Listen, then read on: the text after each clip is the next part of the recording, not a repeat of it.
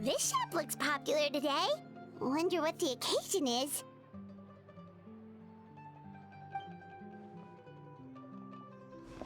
Butterfly Dew Cosmetics now on sale. Huh, looks like it. Oh, Sigewinne's here too! Hey there, Sigewinne! Hello there, Traveler and Paimon. I hope you're keeping yourselves fit and healthy. You bet we are! So anyway, what are you doing here, Sigewinne? The Duke insists I take regular vacations in the Court of Fontaine. This one just so happened to coincide with a promotion for a new skincare product, so I came over to take a look. I like to keep up with the latest industry developments when I can, to help me with my magazine articles. Wait, you write? For a magazine? Which one? It's called Beautés en Fleur, and it's run by the Fontaine Beauty Association. I've done lots of articles about skincare for them, using the pen name Maritime Flower. Oh, wow! You're a Maritime Flower? If Paimon's not mistaken, you're one of the leading figures in the Fontaine Beauty Association! What's so weird about that? Everyone loves beauty! I really like this role.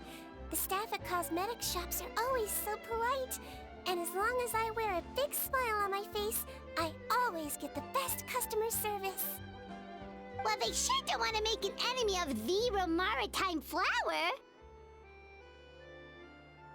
Obviously, it's because of Sigewinne's love for beauty. Still a leader of the Beauty Association? That's incredible. The truth is, I study this field because I cherish my own appearance.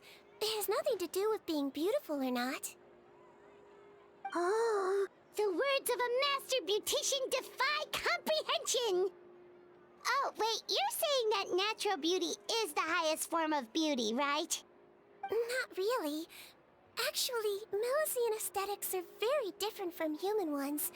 We don't view humans based on their appearance. If I had to describe our approach, I'd say it's based on cuteness. Oh, really? Yep. Still, I really value my current appearance, and in the process of taking care of it, I've ended up learning quite a lot about skincare and stuff. It turns out, my knowledge and experience is pretty popular with beauty product lovers. It came as a big surprise to me, though. Oh, Paimon gets it now.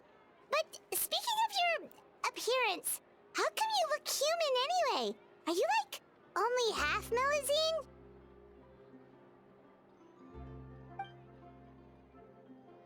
Ooh, wait, sorry. That was probably really offensive, wasn't it? No, I don't mind.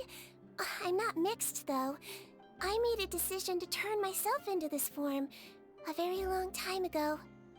If you're interested, I could tell you the story. A shape-shifting story? Oh, heck yeah, of course we're interested!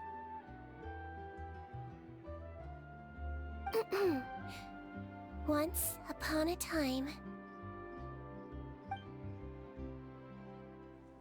Long ago, humans rejected Melusines, and Melusines feared humans. There was one Melusine who became fascinated with human medicine, but no human wanted her help. And there was one girl who liked Melusines, so no humans would make friends with her.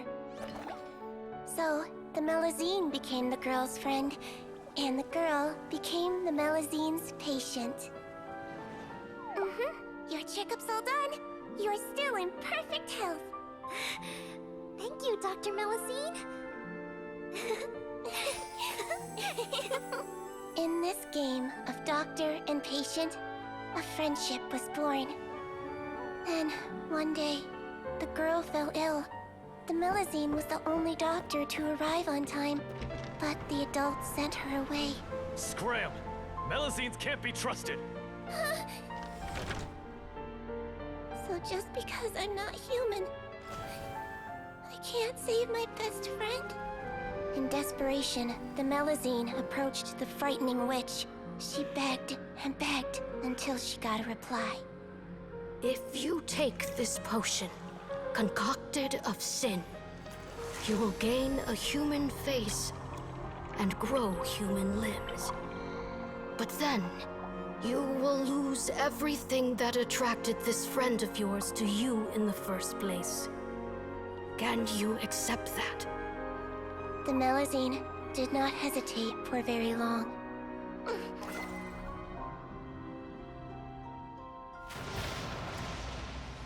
On a rainy night, a little doctor knocked on the girl's door. The doctor wore a hood and raincoat, maybe to protect her from the rain, but maybe also to hide a secret. The little doctor held the girl's hand and treated her illness, just as she had so many times before.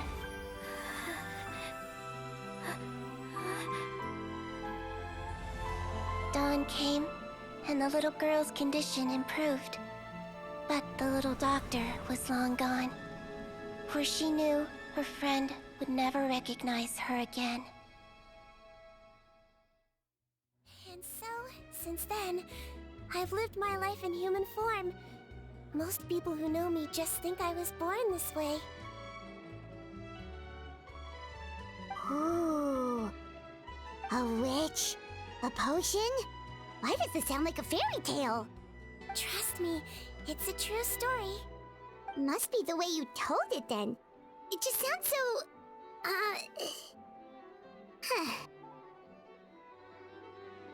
Yeah, not every Melazine would take human form to save their human friend.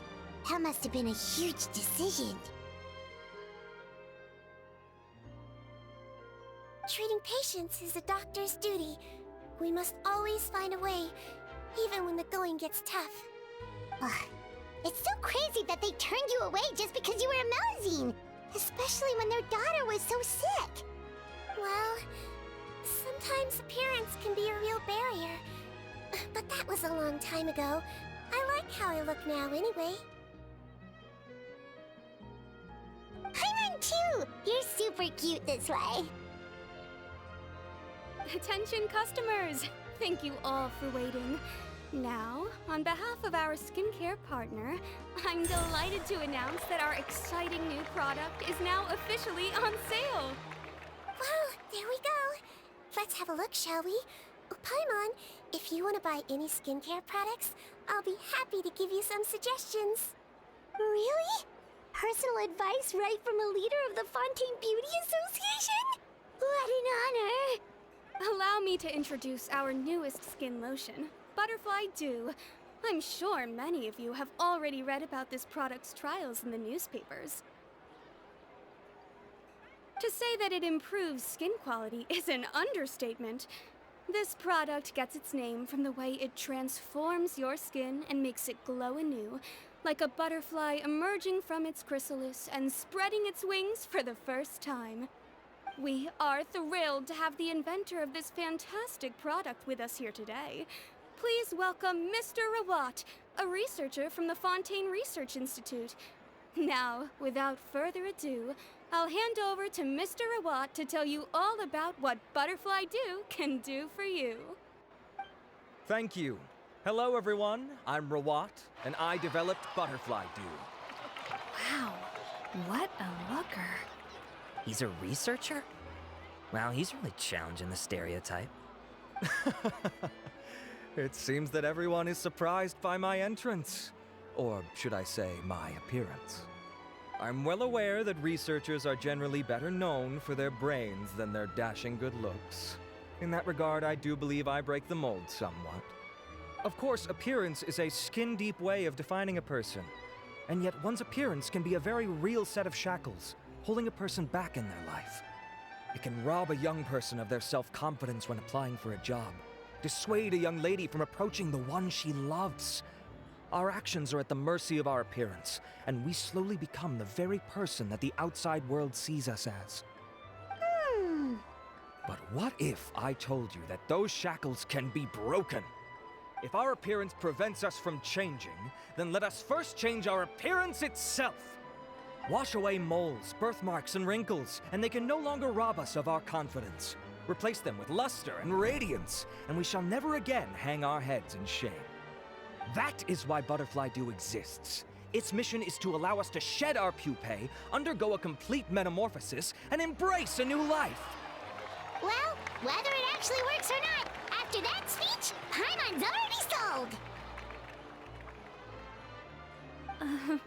Mr. Robot, could I ask if you've used this product yourself? Of course, I tried it many times while I was testing it. You can consider me a product ambassador. Wow, then it's sure to work! Still, I don't expect to convince you just by blowing my own trumpet. So, could I get a volunteer from the audience to try it out? Oh, Paimon volunteers!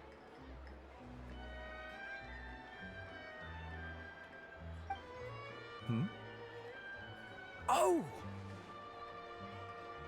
Ah, what an honor!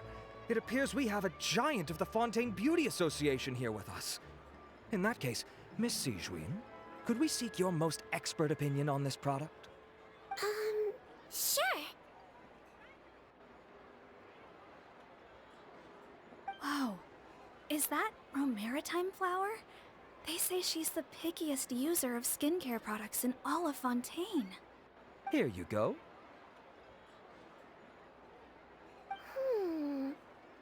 Well, it's very kind to the skin, and the absorption rate is high. Even for Fontaine, this is a first-rate product. Wow, now that's high praise! I'll take one. Any discounts? All right. Well, all that remains for me to say is, Butterfly Dew is now on sale!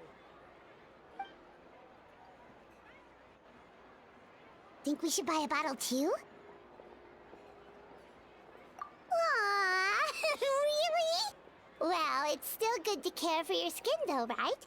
Paimon definitely feels kinda rough from being exposed to the elements all the time. And if you're worried about whether it's the right product for you, well, luckily for us, Sigewinne's here, so we can get an expert consultation. It's an honor to receive such high praise from you. To be honest, I was also hoping you might be able to point out some flaws in the product so I can keep improving it. With most skincare products, the pros and cons only become apparent with long-term use. Yet, this one has instant benefits, improving skin quality without any obvious side effects. It's one of a kind. Don't worry though, I plan to keep using it, and I'll publish regular reviews in Beauté Sans Fleur. You can read my thoughts there. All you need to do is subscribe. Oh, I was hoping for a more casual conversation, but you are a beauty association leader after all. I understand if you want to keep this professional. Sigewinne! Oh, excuse us, Miss Beauty Expert, but do you think this product is a good choice for me and her? Wait, are you the renowned traveler? That's right, and by her side, the equally famous Paimon. Well, I don't normally handle customer questions personally, but since it's the traveler asking, allow me to make an exception. Butterfly Dew is made for all skin types, so no matter who you are, you can rest assured that it will be kind to your skin. If anything, it might be marginally more effective on Fontainian skin, but other than that, it works the same on everyone. Why would it work better on Fontainians? In the interests of protecting my trade secrets, I'm afraid I can't answer that, Miss Paimon. Alright then. How about a friend discount? Save yourself the trouble. I'd be greatly honored to have both of you use my product. Here, take 2 bottles for free. Yay! Paimon's private fund survives! I can see why you might think that, but please don't misunderstand. This gift is simply a token of my esteem. There's no business motivation behind it. To me, finding new customers for Butterfly Dew is about meeting kindred spirits, fellow admirers of physical beauty. I consider it a labor of love. Admirers of physical beauty? Eesh, that's embarrassing to say out loud. It sounds so shallow. It's nothing to be ashamed of, Miss Paimon. Most people claim to desire inner virtue, but it's still physical appearance that turns their heads. This is a fact of life. It's only natural for people to desire to become beautiful. And that's exactly what inspired me to choose this research direction in the first place. You're right. Everyone loves beauty, don't they? Look at the time. My apologies, but I have other things to attend to. I'll leave you with these 2 bottles of butterfly dew, and I look forward to seeing you again. Paimon, I'd say there's no need for you and the Traveler to use this product for now. Why? Is there a problem with it? The quality is fine. I just think there's room for improvement. I think I could add some ingredients to the mix to make it more effective. Really? Then why didn't you tell Rawat about that? Researchers are a very special breed of human. You can point out their flaws to their face and they won't mind very much. But if you tell them that someone else could do a better job, ooh, now that'll make them really upset. If I'd mentioned it, he probably wouldn't have given you those 2 bottles for free. Huh, fair enough, that makes sense. If you're interested in the more effective version, I can write up a list of ingredients for you. Just come get me once you've gathered them. When you say more effective, you mean it'll make Paimon even prettier? Ooh, how can we say no? As for me, it's probably time I got back to the Fortress of Maripede. I mustn't leave the infirmary unattended for too long. Alright, see you there then! Just up ahead, Traveler. The ingredients for Sigewinne should be nearby.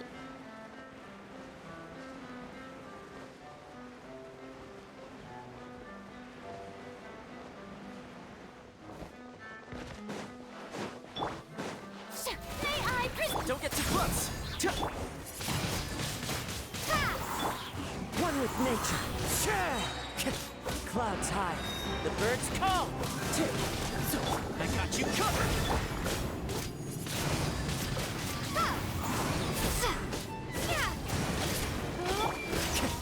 Into the wind.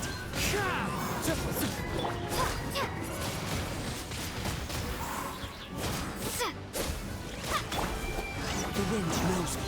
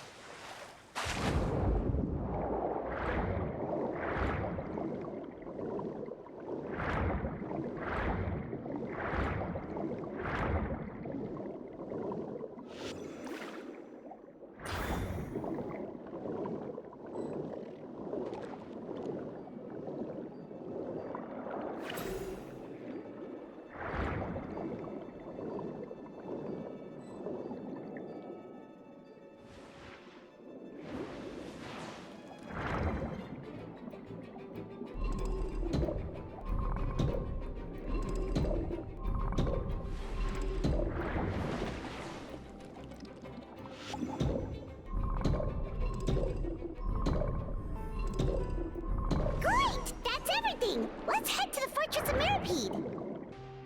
Whoa, the infirmary is packed! Please, you have to believe me. I saw it with my own eyes last night. Another me! He looked exactly like me. Got it? Okay. I've written down everything you told me. Now, I have a few tests to run. Take a deep breath, and don't worry, it's nothing to be nervous about. First, which finger am I holding up? Your index finger, but I'm telling you, my mental state is fine. I'm not crazy. Very good. Now, on to the next. Hey there! Your Grace, it's been a while, huh? Ah, it's you two. Indeed it has. I would offer you some tea, but I'm afraid the timing is unfortunate. Duty calls. No worries. Actually, we were looking for Sigewinne. Do you, know what all of this is about? This inmate came running to the guards in a panic, claiming to have seen his exact doppelganger. A doppelganger?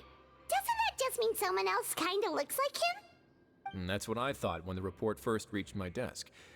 But we've inspected our records. No one even vaguely resembles him. Considering how certain he is of what he saw, I can only surmise that he's having some mental issues. So I brought him for a medical evaluation. All right, very good. Take a sip of water and rest for a bit. Evaluation complete. I couldn't find any symptoms pointing to a physical condition. I see. So do you still believe there's more likely to be an issue with his mind than his body? I have to assume so for now. Psychological issues are more difficult to detect.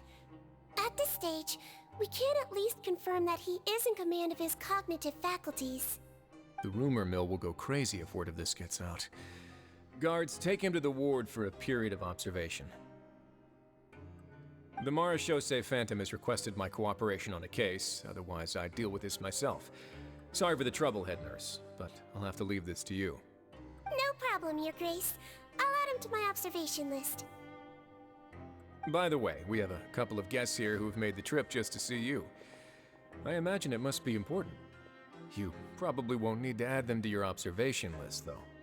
Oh, Traveler! Paimon, it's you! Hey there, Sigewinne! It's actually not that important, but... I'll be in my office if you desperately need me. Goodbye for now. Okay, bye-bye! So, Sigewinne... Would you mind waiting for just a moment? I have another patient to see. Just find an empty bed and take a seat. I won't be long. Oh, sure! Sigewinne, we've brought him. And he seems to have taken a turn for the worse again. Okay, don't panic. Let's start by sitting him down here. Paimon had no idea how busy it can get for Sigewinne. Maybe now's not the time to ask for her help with skincare. Good point. Besides, it might actually be interesting to observe her at work. Well, this could hurt, so I suggest you take a deep breath first.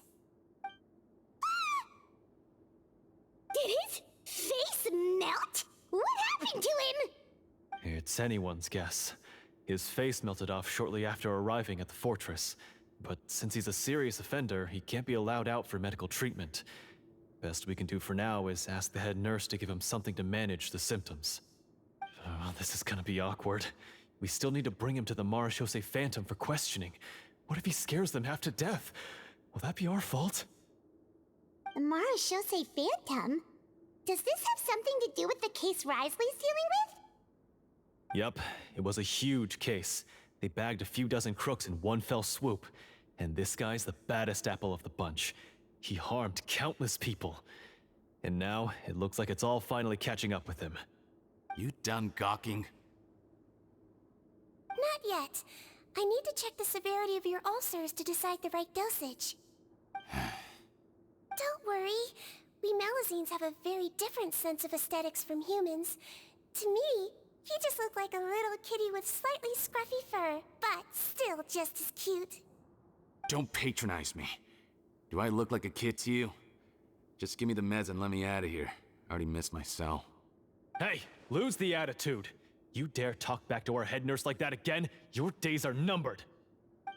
Oh, it's fine. Okay, I'm going to apply the medication now. Tell me if it hurts, alright? Look how nice Sigewinne's being. And he still talks to her like that? What a nasty piece of work. Can I leave now? Wow, not a peep. What a brave little guy. Thank you, Sigewinne. And I apologize for the trouble. So, Traveler, Paimon, did you bring the ingredients? We did, but we don't want to interfere or anything. You're busy saving lives here. Oh, don't be silly. I agreed to it, didn't I? Just hand me the ingredients, and I'll make some time to whip it into the improved version for you. Take a rest here if you want. Or, if you're not tired, I hear they're holding a new pancreation tournament in the administration area. Or alternatively, is there anything we could help you with, Sigewinne?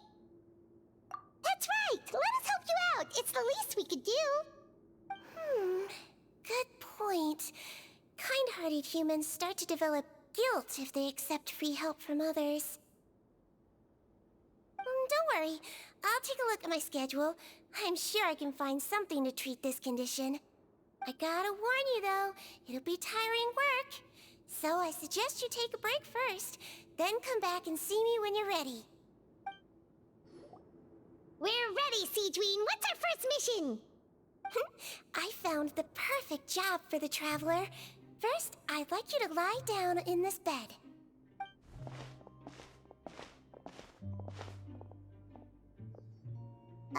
What for?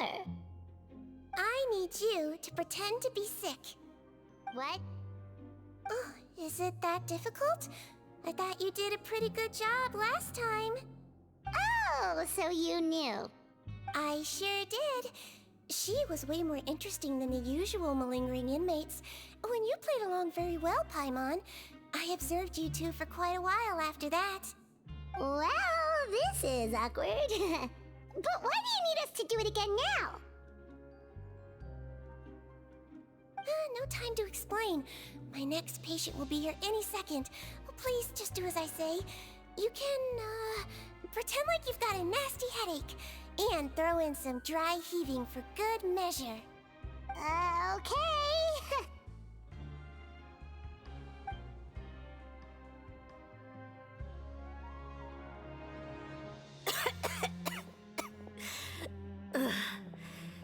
Hey, Doc.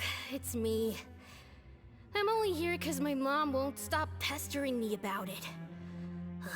So annoying. Well, your mother has enough on her plate with a busy job. Well, the last thing she needs is to worry about you being sick as well. I know. I shouldn't treat the place like a playground. Shouldn't go swimming in the lower levels where we join up with the sea, because it'll give me a cold and distract her from her work. I thought I'd be able to have some fun here at the fortress for a few days, but it's always, don't do this and don't do that. All right. Sit yourself down and I'll take your temperature. Your fever still hasn't gone down. Well, here's your medicine. 1 cup for starters, and we'll see if it helps. But Doc, it's so bitter. Do I really have to drink it? I mean, I'll be fine, right? I've got an uncle who caught a cold. His fever went away on its own after a couple days. Can't you just write me a note saying I'm on the mend? I just need something to keep my mom off my case. I sure can. You're a very brave boy after all. Huh? Brave? What makes you say that? Well, if you want to rely on your own immune system to clear up your fever, then you'll have to tough it out like this young lady.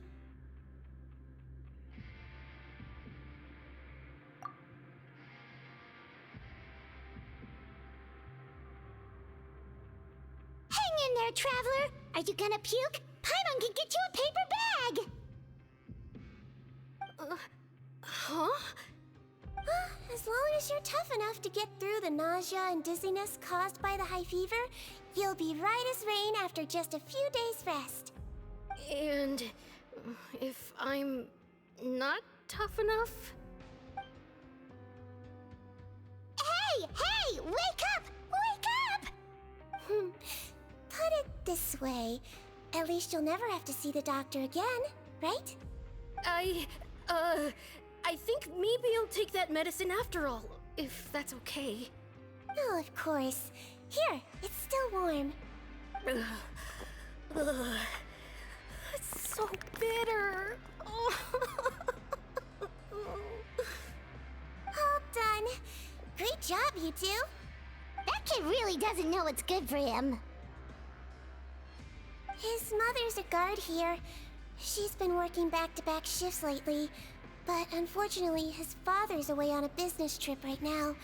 She had no choice but to bring her son here for the time being. He was quite happy at first. He seemed to think that the Fortress of Meropide would be all fun and games.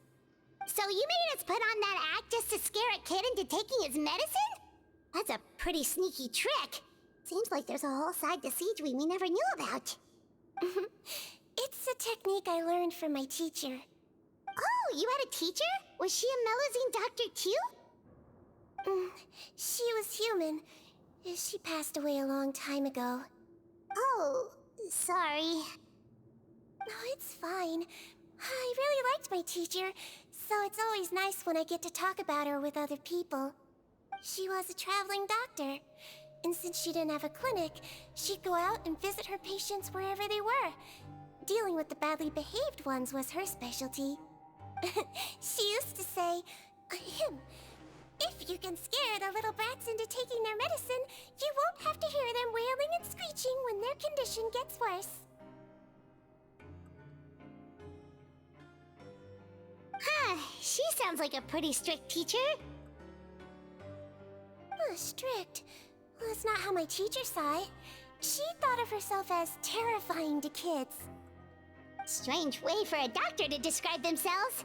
Now Paimon's curious to know what she looked like. Oh, as it happens, I actually have a picture of her. Oh, wow, yeah, okay, that'll terrify the kids. Yep.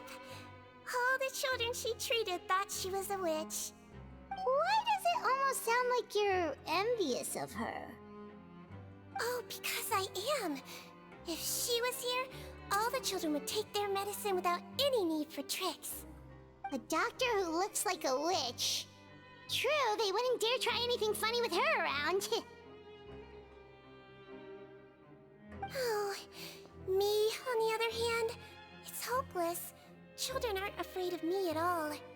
That's actually a good thing, you know? Oh, my next patient should be arriving now.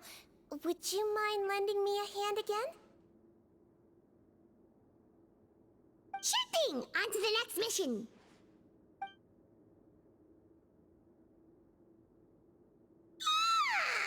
Is it nighttime already? That flew by. You really have a busy job, Sigewinne. Well, thanks to you two, it was much easier today. Aww. Should we get some rest? It's getting pretty late. Oh, there is one last thing. I have to keep it confidential, so I usually leave it till after everyone's clocked out. Confidential? Are you sure you can tell us? Well, it's fine. You're not living here anymore, so it's okay if you know. All it is I have to prepare some ingredients to make healthy meals with. Wait, you mean those healthy meals? My patients refuse to eat any healthy meals I prepare in front of them, so I have to prep the ingredients in secret, then let the chef at the Coupon cafeteria handle the rest.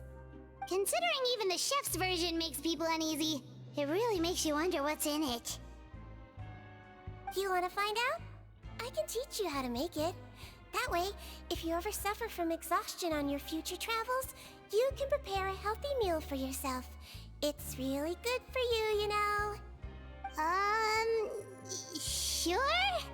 Guess we can help out one more time.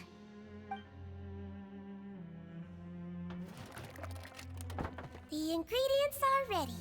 Now, put them on the table and add them in the order I tell you.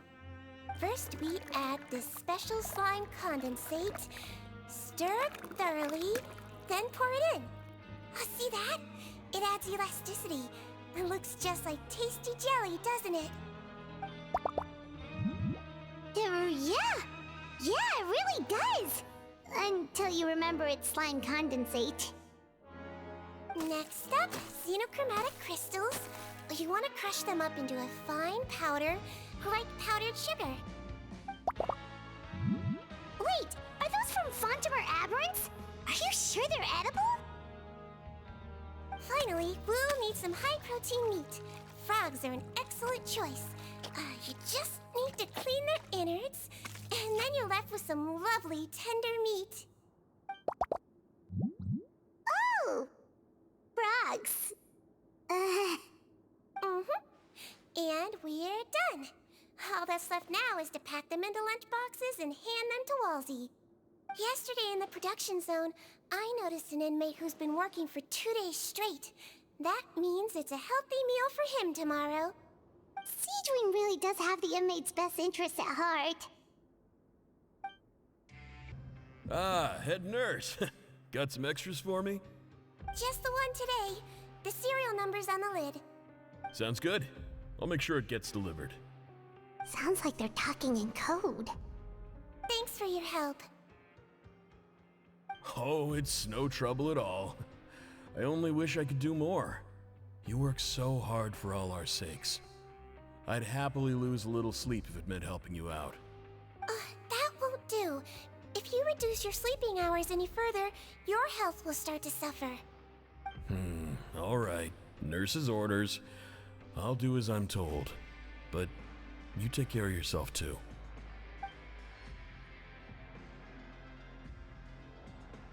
Well, I'm done with work for today. Thanks for helping out, you two. Seems like the guards and staff here have a lot of respect for you, Sigewinne. In just one day of helping you with your work, it feels like we've done a lot for the fortress. Head nurse, please, wait. I'm sorry to disturb you this late at night, but I think you'll agree, this is urgent. Okay, just relax and catch your breath. What's the matter? The guard at the observation ward, Odilon, he told me to pass on a message to you. One of the inmates there, the guy suffering from possible hallucinations, well, he seems to have made a sudden recovery, and now he wants to apply for permission to leave the ward. Huh? Already? You were right to tell me. I'll have to examine him and make sure he's well before we discharge him. Looks like we've got one job as medical assistants left. We'll come with you.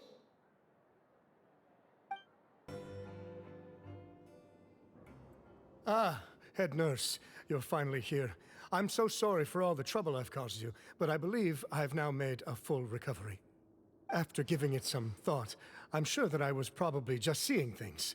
Stress-related, I imagine. I'd been working long hours, so I definitely wasn't in the best state of mind. I totally understand.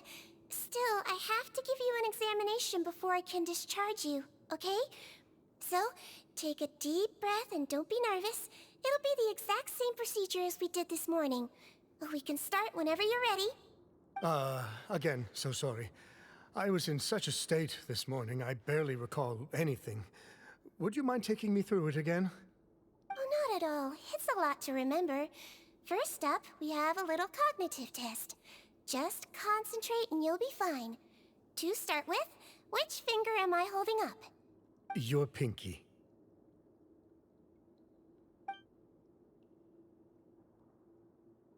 All right. All indicators seem normal.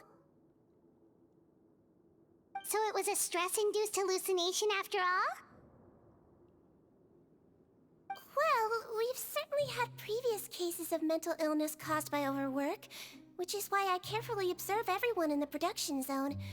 I wonder how I managed to miss the signs this time. Please, head nurse, you shouldn't blame yourself. I'm just still adapting, that's all. Pushed myself too hard, and I guess I couldn't take it. Thanks for looking after me. I'll be as good as new after a good night's sleep. And if you can give me the okay, I know I'll sleep better back in my good old dorm. It can be difficult to relax in an unfamiliar environment. All right then, you can leave the ward. I suggest you take 2 days off to focus on your recovery. I'll take you off the observation list for now, so you're officially discharged. Great. I can't thank you enough, head nurse. Mr. Odilon, could you escort him back? Of course. I'm on guard duty in the administrative area tonight, so nothing will go wrong. You have my word.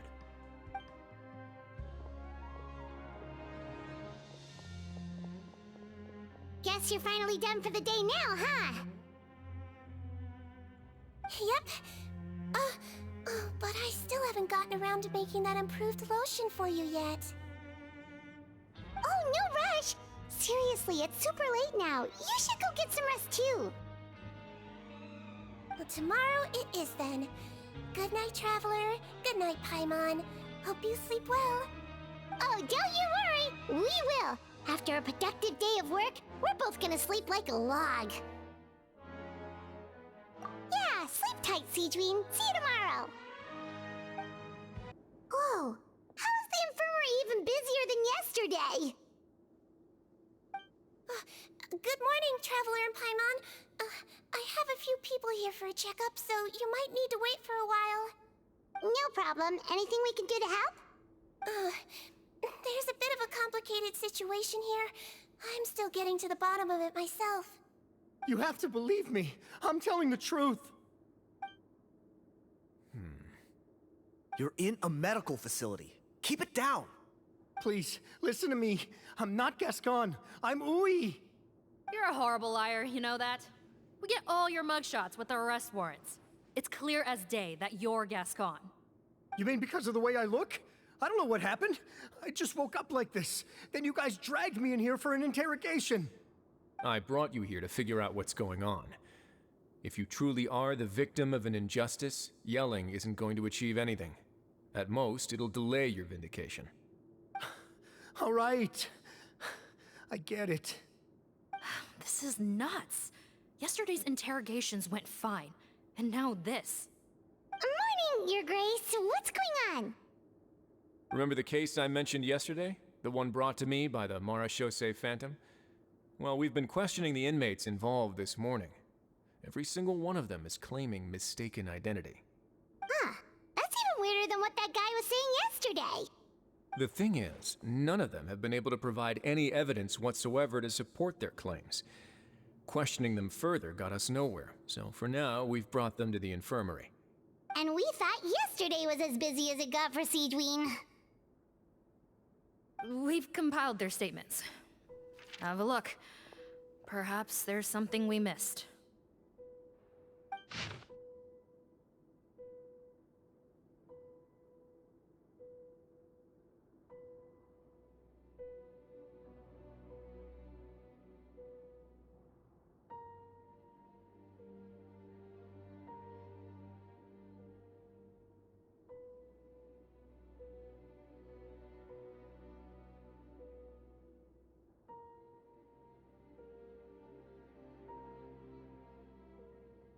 Wait. Release? Interesting. The inmates they spoke of in their statements appear to all be due for release today. I noticed that too. If that's their plan, they're underestimating us a little. Every serious offender claims that there's someone else who just so happens to be due for release today. And they're expecting us to go along with that. All the more reason to be cautious. Lumberzar, check the release list for today and make sure no one gets processed. We're gonna need an excuse, though. Just say we're out of forms, and that we're furiously printing more as we speak. I'm on it. It's conceivable that our group of serious offenders somehow found a way to switch places with inmates who are about to be released, so they can walk out right under our noses. We did consider that possibility. But I mean, just look at them. They match the warrants, period. How could there have been a switch? Only if they're dead ringers for the inmates due for release, I suppose. I gave you that name list yesterday to assist in your investigation. Did that help? Yes, the inmates' mugshots were attached to the list. The first thing I did was check for lookalikes, and I didn't find any. The only other thing that stands out to me is that their voices sound a little different today. But it's not exactly hard to put on a fake voice. Oh, really? What does our head nurse make of all of this? Give me a moment. I think I have a way to confirm whether there's been a switch. I know, it's not time to change your dressing yet, but please bear with me. Huh? Isn't that the guy from yesterday? This should be Honore. He has very severe facial ulcers, which require an operation in the hospital at the Court of Fontaine. I authorized him to leave the fortress for medical treatment under guarded escort. Yes, like I told you. I'm not Putton. I'm Honore. So there has been a swap. Well, I can see what happened in Potton's case, but how do you explain the other inmates? You're not telling me their souls switched bodies, are you? No, I believe it was their faces that got switched. The method is a bit like replacing a tooth. Take the bad tooth out, put a false one in. And actually, I think I can prove it to you. Traveler, Paimon, do you remember Eric from the other day? Yeah, sure do. Then you can be my witnesses.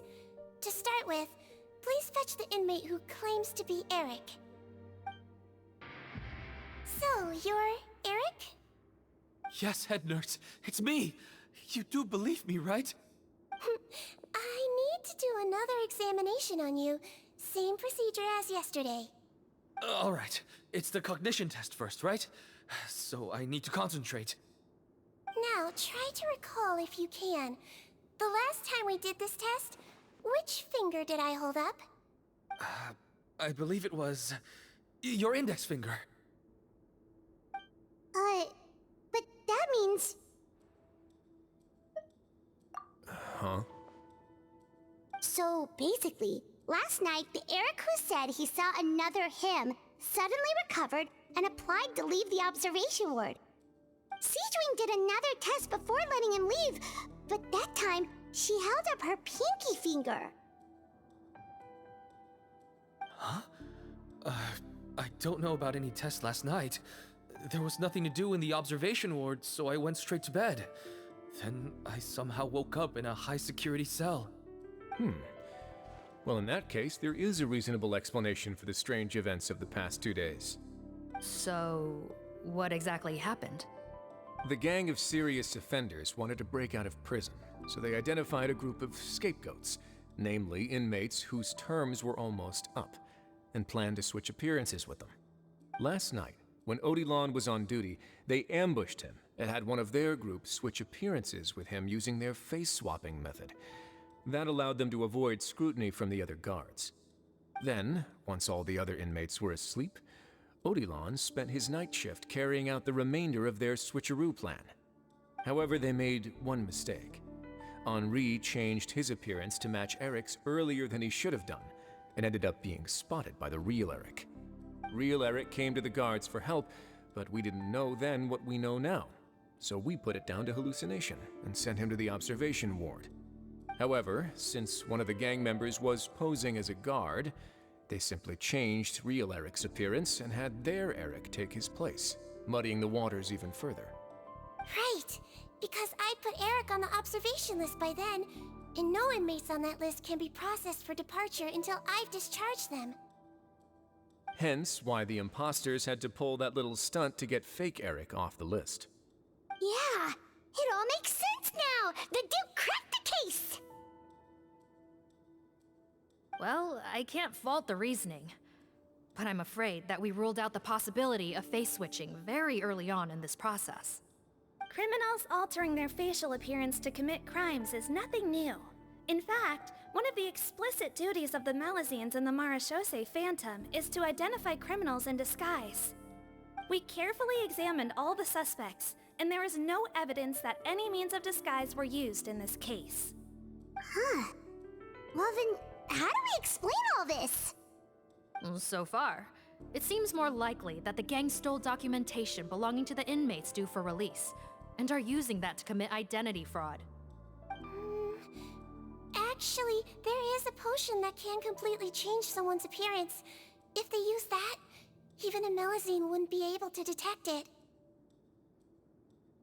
A shape-shifting potion? Forgive me, head nurse, but this is the first time I'm hearing about it. If such a potion truly existed, it would jeopardize our entire investigative process at the Marechaussee Phantom. Are you certain of this? Yes, I am. But... Please, trust me in my professional opinion as an experienced clinician. At the same time, without any solid evidence, it's pure speculation. If we can round up all the inmates suspected of switching places, then have a little talk with both sides, we might just get our answer. Yep, let's do that. Okay. Well, it was our negligence that meant we had to come and conduct these post-internment interrogations. And I know it's put you out. We'll do it your way. Your Grace, bad news. I paused the releases like you asked, but we were too late. A bunch of people already got processed 2 hours ago. I checked the list, and sure enough, it's all the people who gave statements. 2 hours ago? That's before today's interrogations began. They had this all planned out. So there really was a switch after all. They really pulled the wool over our eyes on this one. We should be able to catch up with them if we leave now, right? Not if that potion is real. They can just switch faces again after leaving the fortress. And if the Maréchaussee's Melusines can't even spot them, we wouldn't know where to start searching. Yikes! So we're at a complete dead end!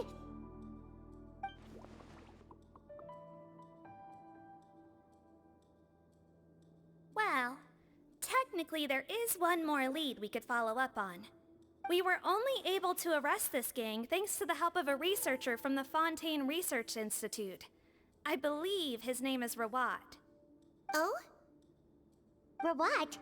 Isn't that the handsome guy we met at that skincare promotion? Handsome? Maybe from a human point of view. I just remember that he specialized in potions. One of the crimes this gang is charged with is the manufacture and sale of illicit drugs. According to Mr. Rawat, they appear to have stolen technology he developed through his research and used it in their operation. At first, he thought it was a typical case of intellectual property infringement, and he tried to negotiate with them. But once he discovered their criminal operation, he reported them to the authorities. Thanks to his report, we were able to swoop in and arrest them all in one go. What a hero! Bet that took courage on his part. No doubt. This is worth following up on. As the one who snitched on them, it's highly likely that Rawat will be targeted by the escapees. That aside, since he's negotiated with them in person before, there's a chance he'll have some additional information for us. Understood, Your Grace. My team and I will head to the Fontaine Research Institute right away. In the meantime, please keep an eye on the face switch victims for us. Of course. Miss Morgan, I'd like to come along and help you catch these criminals. Huh? Why's that? Well, I'm the one who discharged the fake Eric last night, so I feel partly responsible. Don't say that, head nurse. Your focus was on the inmates' health, and rightly so. We can't ask you to help with arresting criminals. That's our duty. I also have a more personal reason. Cotton is a patient of mine, and if I don't get a new batch of medicine to him in time, his condition will get much worse. Look, head nurse, I completely understand where you're coming from. But arresting criminals is dangerous business. And if anything happened to you, none of us can afford to take on that responsibility. Don't worry, I can defend myself just fine. You say that, but still. If I may, Miss Morgan, Sigewinne is the one who raised the potion hypothesis, and I'm sure she has far more expertise on the topic than your team. My suggestion would be to bring her with you. And if you really are worried for her safety, then... Ah, there you go, right on cue. Knew I could count on you. Okay. Well, since this plan has the Duke's blessing, far be it from me to refuse. We should head off immediately. Time is of the essence. Greetings.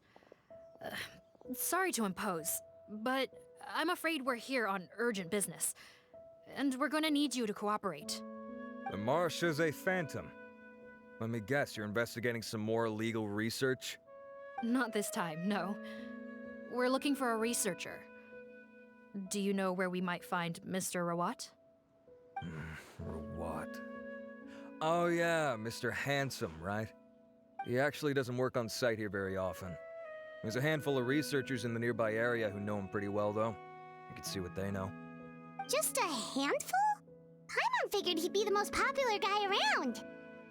Well, I guess you could say he's popular, at least on a superficial level.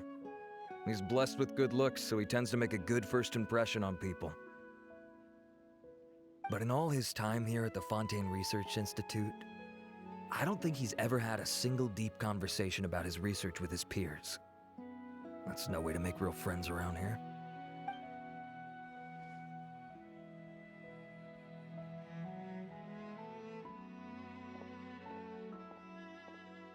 That's so weird. He definitely didn't come across like a recluse at that product promotion. I don't find that weird at all. He definitely didn't strike me as the kind of guy who's good at making friends. Really? Paimon couldn't tell. Must be a Melusine perception thing. Okay, we should talk with his acquaintances. But we also need to check the Research Institute for any clues. Let's split up. It'll save us some time. Sure thing. We'll go ask around among the other researchers with Sigewinne. Paimon's suddenly kinda curious to know what everyone really thinks of him. Excuse us, are you Audrey? That's me. What is it? Are you close friends with Rawat? We're trying to find out where he is. Close friends? You mean because I told him I had feelings for him once? I doubt I'm the first or last at the Institute to make that mistake. Why would you single me out as a close friend? I should have known, really. Men like him, they just enjoy being surrounded by fawning women. They're not interested in a serious relationship. Okay. We were just kind of wondering if you might know where we can find him. Why would I know where he's at? I barely know him, and he probably doesn't even remember me. Ugh, this is getting annoying. Shall we go ask someone else?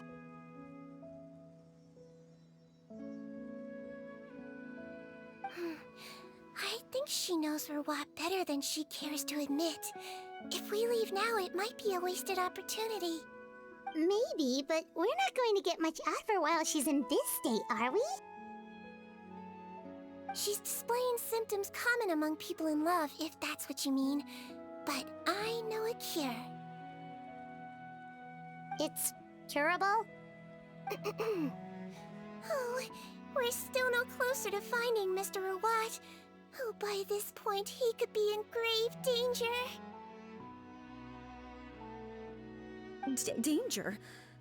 Wait, why are you looking for him again? Oh, that's right, yeah! The Marshosei Phantom said that he's been targeted by some pretty bad people. We need to make sure he's safe. What?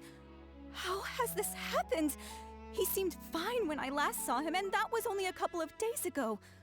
Just happened to run into him, of course. Oh, I see. Well, do you have any thoughts on where he might be right now? Okay, but this is purely out of concern for his safety. If he's not at the Institute, he might be at his mother's place. I heard she raised him alone, that they had it pretty tough financially, and these days she's housebound due to illness. He makes regular trips back home to check on her. Oh, okay. Do you know the address? Nope, sorry. I only found out the thing about his mother because it came up in conversation once. I was just trying to find out more about him, so I could get to know him better. When I told him I had a crush on him, I offered to help him take care of his mother. And yeah, maybe that was a stupid idea, but did he really have to yell at me for it? It's like, fine, I can take no for an answer, but what's with the temper tantrum? Unbelievable. These guys only want to show you their charming, well-groomed exterior. They can't stand it when a few home truths shine through. Looks like her love syndrome is flaring up again. We need to find out Mr. Rawat's mother's address. Let's check with the Marshosei officers when we regroup. Cool, sounds like a plan. Hey there, are you in Teeb? What do you want? We're here to ask about Rawat. Any idea where he might be? We were told you were pretty close with him. Close? Not sure that's the word I'd use. He wouldn't even let me use his patent. Huh? It's been a good few days since I last saw him. I don't know where he's at. Go ask someone else. Would the patent in question happen to be related to the new skincare product he developed? Yeah, kinda. Butterfly do, or whatever he calls it. I heard he made a tidy sum off of that one. Okay, now we're getting somewhere. Keep going. Most of the other researchers here focus on mechanics, energy, stuff like that. I get why he wouldn't be interested in having anything to do with them. But I'm studying coatings. There's a huge overlap in our areas of research. Why would he refuse to work with me? I bought his product once and noticed it contains a unique substance that might have applications in coatings too. If it worked out, I could probably make as much as he's making. Don't get me wrong, I had no intention of plagiarizing his work. I was hoping to get official permission to use his findings in my own research. Followed the proper procedure. It was all above board. I would have had to pay him a license fee and everything. But despite that, he turned me down not once, not twice, but 3 times. It's like he's vehemently opposed to the idea of anyone else making the kind of money he does. Huh, so is Rawat antisocial, or is this guy just jealous? Well, it doesn't look like we're gonna get any info about Rawat's whereabouts from him. Let's go! Wait, 1 second. Mr. Antibes, next time you go shopping, you should buy some Buell fruits. Peel the skin, steep in water, then drink. It'll help calm your mood. Huh? Yeah. Thanks. Sorry to bother you, sir, but are you Bertram? Who's asking? Just some concerned citizens helping out the Marechaussee Phantom with an investigation. We'd like to ask you about Rawat's whereabouts, if that's okay. We're told the two of you are pretty close. Not anymore, we're not. Turns out we don't see eye to eye. Oh yeah? What happened? The thing about us researchers is, most of us do what we do for some sort of higher purpose, but not Rawat. All he cared about was how to commercialize his findings. He won't even let you work with him unless you sign a confidentiality agreement first. Also, he has better control over who gets which intellectual property rights. How are you supposed to get any meaningful research done working with a guy like that? Now that I've got my own technical solution for my compressor, I don't need to work with him anymore. So that's what Rawat is really like. We'd still like to know where to find him. Is that something you can help us with? Wait, you're... Yeah, I know you. You're the head nurse at the Fortress of Meripede. Alright, then I'm happy to help you if I can. I respect the work you do. Medicine serves the highest purpose of all the sciences. Wow, turns out Sigewinne's got some real clout. Thing is, I have no real way of knowing where he might be. I stopped working with him 2 months ago, and I've barely seen him since. But if you want my advice, I'd say go talk to the peddlers. There's a few he meets with every other day or so. Maybe they know where he's at. Peddlers? Yeah, back when I was working with him, I noticed he met with them quite often. Wouldn't surprise me if they were involved in some shady business together, because it seemed like they went out of their way to avoid discussing anything in my presence. The little I overheard was about manufacturing and selling pharmaceutical drugs. Like I said, he's all about the money. Drugs? Doesn't he work with skincare products? Do those count as drugs? Who knows? I never cared to find out. He's the Morag rubber, not me. Thank you. You've given us plenty to work with. Welcome. Goodbye, and may we both reach new heights in our scientific endeavors. You know, Paimon started out thinking Rawat was a handsome researcher with a friendly and cheerful personality. It's such a surprise to learn that his peers have a different impression of him. So what's your view of him now, Paimon? A handsome researcher whose difficult upbringing turned him into a profit chaser with a chip on his shoulder? So your thoughts about his appearance haven't changed at all? Well, his looks are kind of a big deal, at least in Paimon's opinion. How does such a handsome guy end up being so antisocial? Even with his difficult family background, it just doesn't make any sense. You can't judge a person solely based on their appearance. Head nurse. Traveler. I assume you've spoken with the researchers. What did you find out? Bertram mentioned Rawat's involvement with some pharmaceutical merchants. Do you know if he's registered any pharmaceutical brands? Since he was a whistleblower on such a huge case, I ran a background check on him. I don't remember there being any brands under his name. How strange. If he was so focused on commercializing his research and averse to sharing his technology with others, why wouldn't he have registered his own brands? Maybe he and his business partners needed to avoid public scrutiny? You think he may have colluded with the gang? Well, the crime was manufacture and sale of drugs, and that would certainly be in his wheelhouse. We can't rule it out. Isn't that pretty unlikely, though? He was the one who blew the whistle on them! Most children who come to me with tooth decay have suffered pain for a long time already, but they'll still try to hide the fact that they eat too many sweets. Grown-ups and children aren't so different in that regard. If you say so. I saw him when he came to make his report, and I certainly didn't get the feeling that he was the type to collude with criminals. Perhaps it's more likely that they were coercing him. You mentioned that he comes from a poor family. So, it's possible that the criminals approached him, asking for academic support, luring him in with the promise of riches. By the time he discovered who they really were, he was in too deep. They had leverage on him, so he was forced to keep working for them. I've seen it happen many times before. That does make a lot of sense. It would definitely explain why he was so unwilling to cooperate with his fellow researchers. No wonder he's so unsociable. He must be on edge all the time with a gang of crooks breathing down his neck. In that case, the situation could be worse than we thought. If Rawat was working with the escaped inmates, they're sure to know more about his whereabouts than us. Oh, there's a good chance they'll get to him before we do. Based on the information we've gathered so far, he was last seen 2 days ago. If no one's seen him since, maybe... 2 days ago? So he went missing right after that product promotion. That was the same day he reported the criminals, too.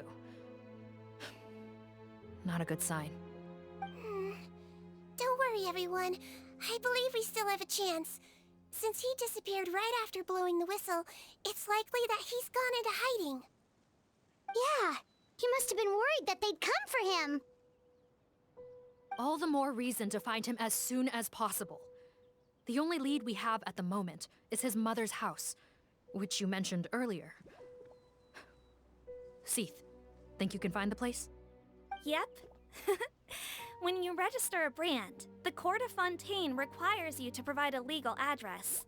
The one Rawat wrote down was in the outskirts of the city. That should be the place. Okay, then there's no time to lose. Let's move. All right, this should be the house. I'm pretty sure this was the address. Okay, I'll knock.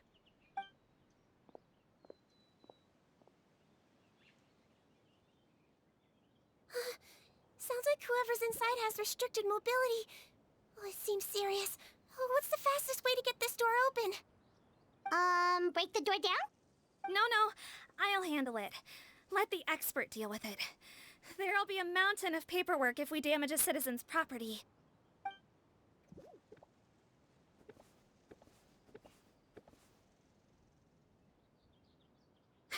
Calm down. Deep breaths. Remember your training. Control your strength. And... it's open! Seath, take a few people and lie in wait. Keep your eyes peeled for any activity around the house. The Traveler, head nurse, and I will go inside. Hello? Anyone home? Oh, there. On the bed, there's an old lady. That's gotta be Rawat's mother, right? She doesn't look like she's in any state to be answering our questions, though. We could try, but she is very ill. We mustn't force it. Well, doesn't look like Rawat's here. She's the only one we can talk to. Yep. Allow me. Hello, ma'am. Might I ask if you're Rawat's mother? We are trying to locate him.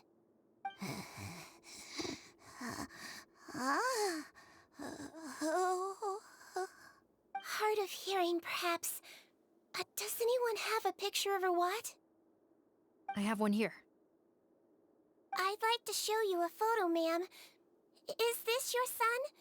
Do you know where he is? Looks like this isn't gonna work after all. Well, looks like we're out of leads. If Rawat's not here, things are looking very bad for him. Is it possible he could have avoided returning here because he knew he'd be in danger? Maybe. But if so, where do we look next? Maybe we should take another look at the Institute. Guess so. I suggest we all return there now. We found a good amount of useful information the first time, but perhaps there's something we missed. This is our... Sorry, officer, but could I stay here for a while? This patient requires some care. Of course. Traveler, stay with the head nurse. You're technically here as her assistant after all. Also, I'd like some Marechaussee members to stay as well, and keep an eye on the area. Why's that? If Rawat knows how serious his mother's condition is, he will return. Got it. Okay. I'll tell the squad members in hiding to stay put and keep a lookout. Thanks for helping me out yet again, Traveler and Paimon. No problem. But when you say her condition is serious, do you mean... Yes. She's barely clinging on to life. Oh. Let me take care of a few things first. Could you pass me the towel over there? Yeah, of course.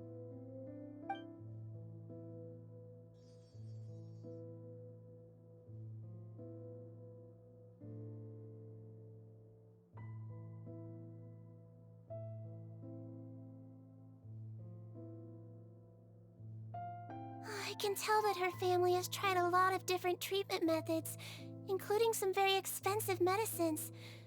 Unfortunately, her condition is so multifaceted that a recovery looks all but impossible. Sigewinne. Paimon bets being a nurse must be pretty tough at times like this. Yes, it makes me a little sad. In a Melizine's eyes, a human's birth, aging, sickness, and death are as much a part of natural law as sunrise and sunset. But human medicine can defy that law to some extent. In that sense, it is a science of miracles. That is why I became fascinated with it in the first place. But it was only after I truly became a doctor that I realized miracles don't always happen. Even the greatest doctors cannot cure all diseases. Sigewinne. Well, don't worry about me, Paimon. A doctor's duty is not to cure all diseases, but to treat whatever ailments they can. At the very least, I can lower her fever.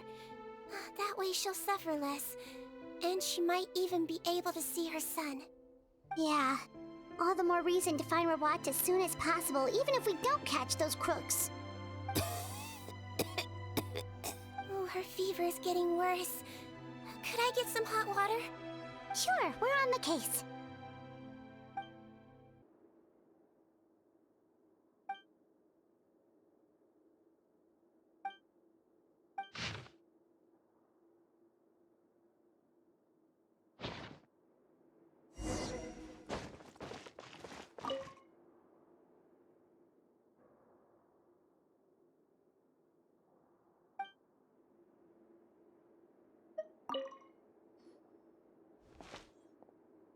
Found the hot water? Sure did. And look what else we found. Judging by this journal, it seems like Rawat has a private lab. There's a good chance he could be there right now. We gotta go tell Officer Morgan right away. Oh, that's great news. But hold on just a moment. The wet towel is ready. I'm giving you another injection. Are you feeling better now?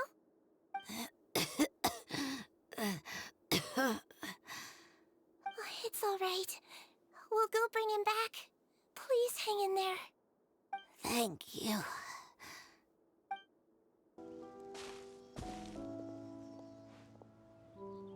It's Officer Morgan! They're already here! We came as soon as we heard the news. I can't believe we were so careless. The most crucial information of all was hiding right there, in that room. And we missed it. Don't blame yourself. Right now, we need to focus on finding a way in. There's a mechanical door over here! Hopefully the instructions in Rawat's journal will help us open it.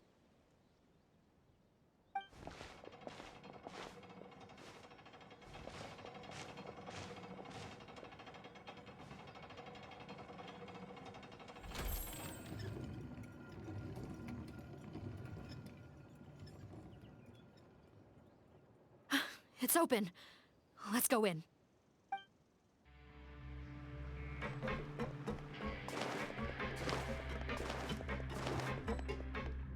How did they get in here? Captain, up ahead! Those look like our fugitives! So they found this place too? Don't let any of them escape! That wasn't very nice! Uh-oh! Prepare to be blown away! The wind knows me. Another test. Fallen leaves, adorn my night!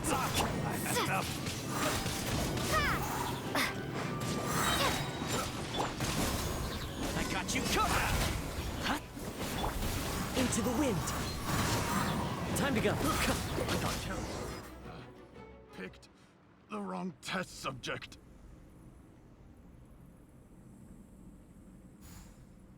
Captain, according to our list, many of the fugitives aren't accounted for. There may be others hiding deeper inside the facility.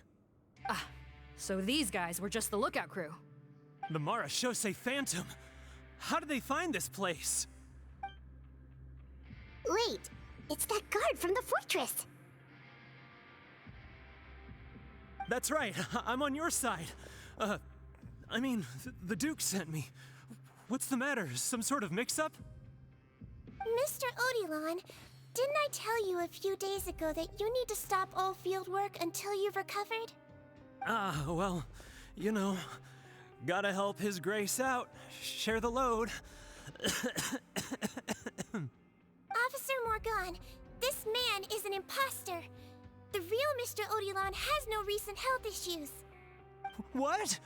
But I... Looks like the head nurse was right about the face-swapping method. Arrest them all! DuPont, stay here and keep guard. And watch the exit. If we're not back soon, call for reinforcements. Got it.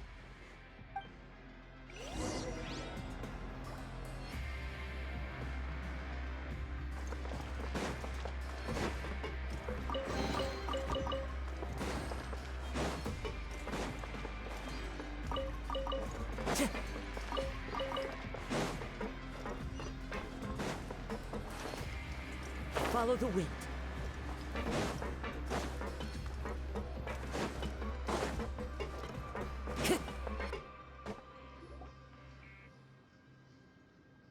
So many jars.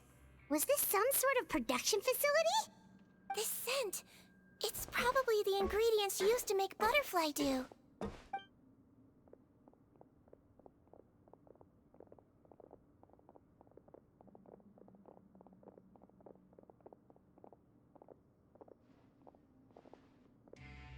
How come they're all empty? Did it sell so well that he ran out of supplies? How strange. Why would Rawat choose to manufacture a popular product like that in such a difficult-to-reach location? Given our suspicion that he may have been coerced into the illegal drug trade, I would have thought that any production facility we find here would be used for illicit purposes. Perhaps butterfly dew is itself an illegal drug. Do you have any evidence for that claim? No, just a guess. We need to find Rawat as soon as possible. He has all the answers we need. Understood. Well, let's not linger here. Let's go. Come on.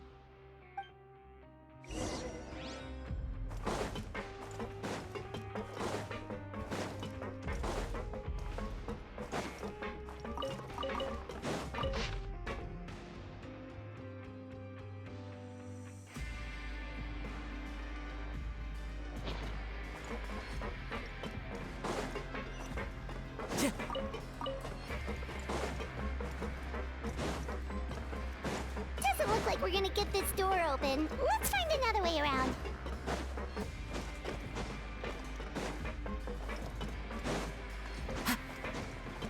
This one's closed too.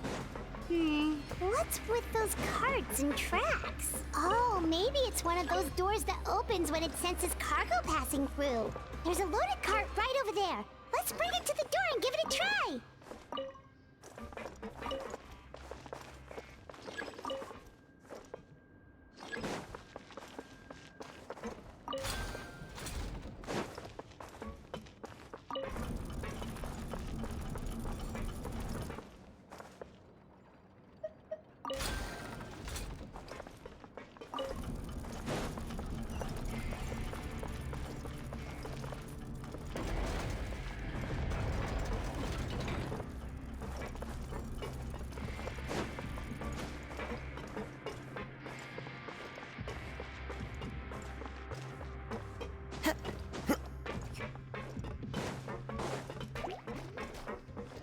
The wind knows me.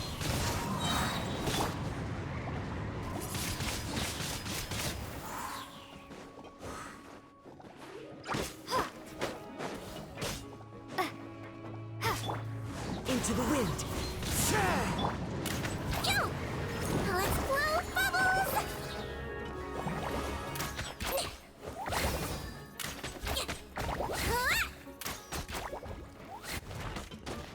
Don't be nervous. Just relax.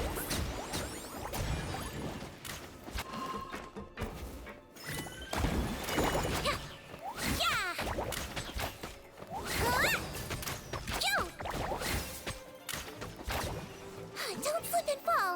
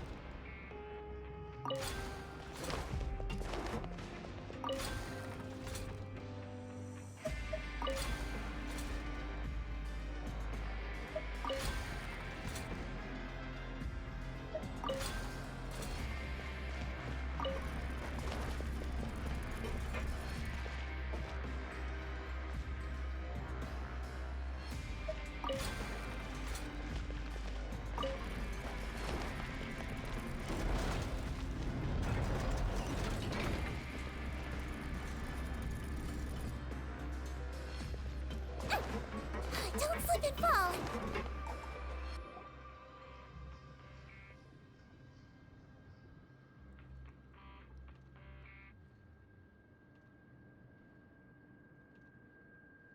This room's much smaller than the others. Judging by the implements on the table, this looks like a potion-making lab. Head nurse! Over here.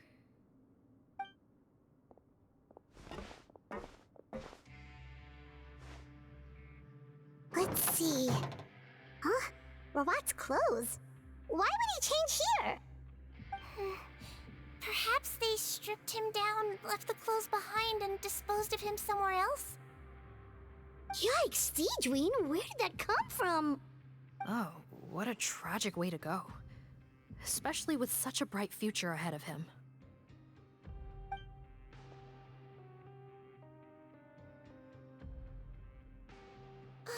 There's a path leading further on, Officer Morgan. Let's keep up the pace.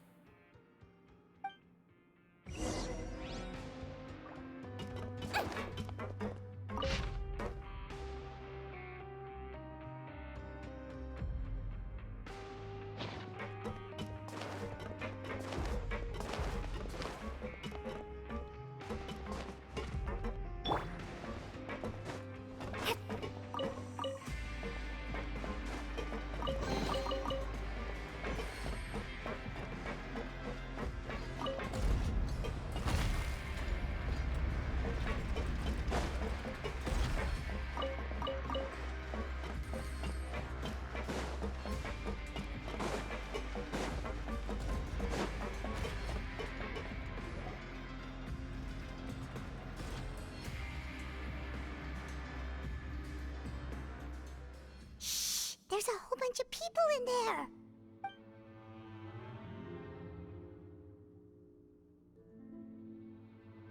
Are you serious? You're telling us that within a day, our faces are going to rot like yours? Fontanian physiology changed dramatically after that great flood, and it's not as compatible with this face-changing solution as before. The side effects are as you can see. Why didn't you say anything before we all used it?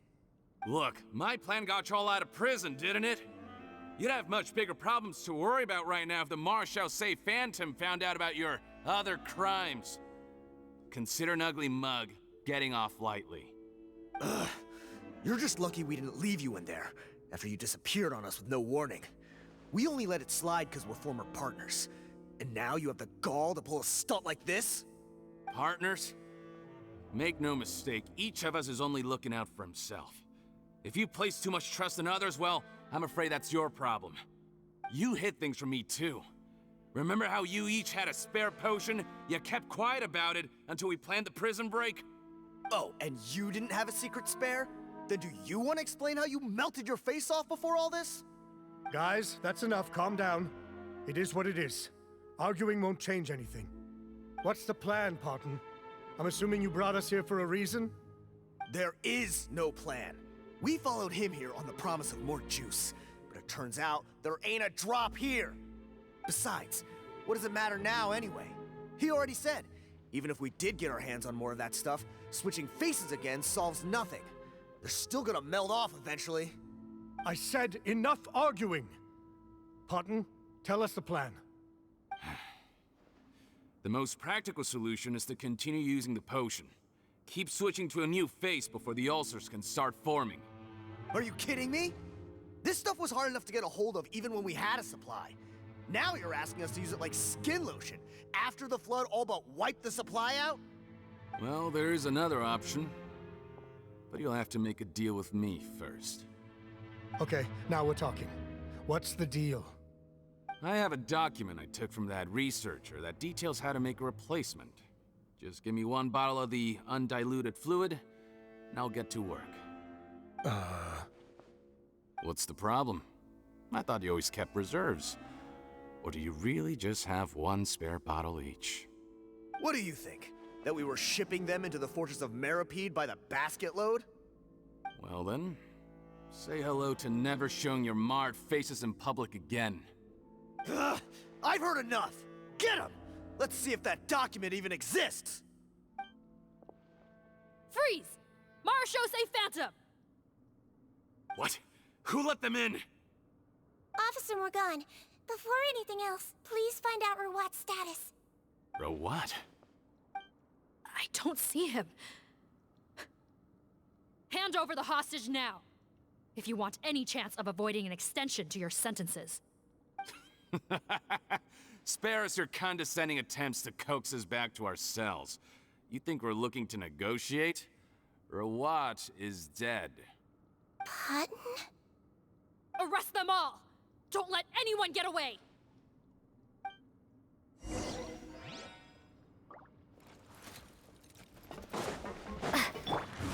with nature. Clouds high. The birds come. Supporting fire. Another test subject. Don't get too close. Into the wind. As one with wind and cloud. Windblade!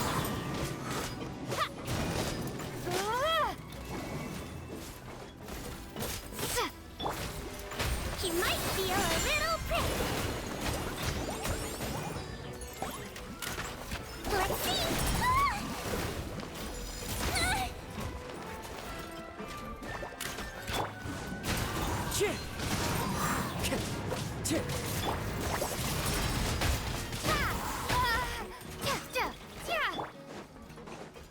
One with nature. Clouds high. The birds call.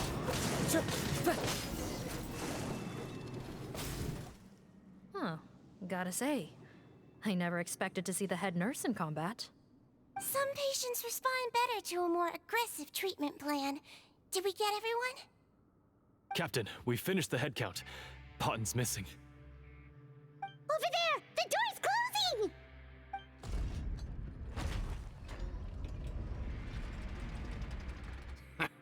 One group trying to arrest me, another trying to hunt me down. Good. I gotta kill two birds with one stone. How did he get up there? There must be a secret passage somewhere. Find it! Don't waste your energy. I already sealed it off. How naive.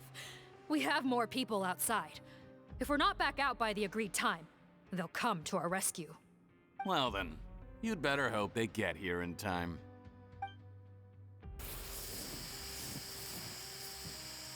There's some kind of gas leaking from the pipes. Be careful, it's poisonous. This is our distribution center, where we store the product derived from our source solution. We had to use special fire prevention methods to prevent contamination. The pipe network here was designed to emit a gas for firefighting. One little modification later, and it makes an efficient death trap. Why would you do this? Your partners are here too. Oh, please. If they can't supply what I need, they're of no further use to me. Besides, I can't have them exposing my potential whereabouts.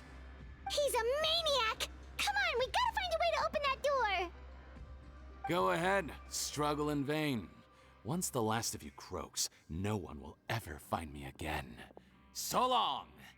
Are you sure you're ready to leave, Potten? You haven't changed your dressing today. You can't cure my face, just give up. And what if I could? Nice try. You're just trying to stall me. Don't you worry about me. I'll find a way to cure my face once I get out of here. Oh, I doubt it. After all, Fontanians can no longer dissolve in primordial seawater. What the... How did you... The key component of the face-changing potion is the fluid left behind by dissolved Fontanians. It might look like ordinary water, but it has some unique elements in it. Before the flood, all Fontanians were oceanids, physiologically speaking. A potion made from that fluid could dissolve and reconstruct the face of a Fontanian in much the same way as hydroidolins change form. Theoretically, it could give someone any appearance they wished. But since the flood, Fontanians have become true humans. They can no longer provide the source material for this potion, nor reap its benefits. Are you saying this potion is made from Fontanians dissolved with primordial seawater? Then their crimes are far worse than I thought. How could you know all of this? No, wait. Of course! Well, well. So that's why you have a human appearance. It also means that I have a formula you're unaware of. The air's getting thicker. It's getting hard to breathe.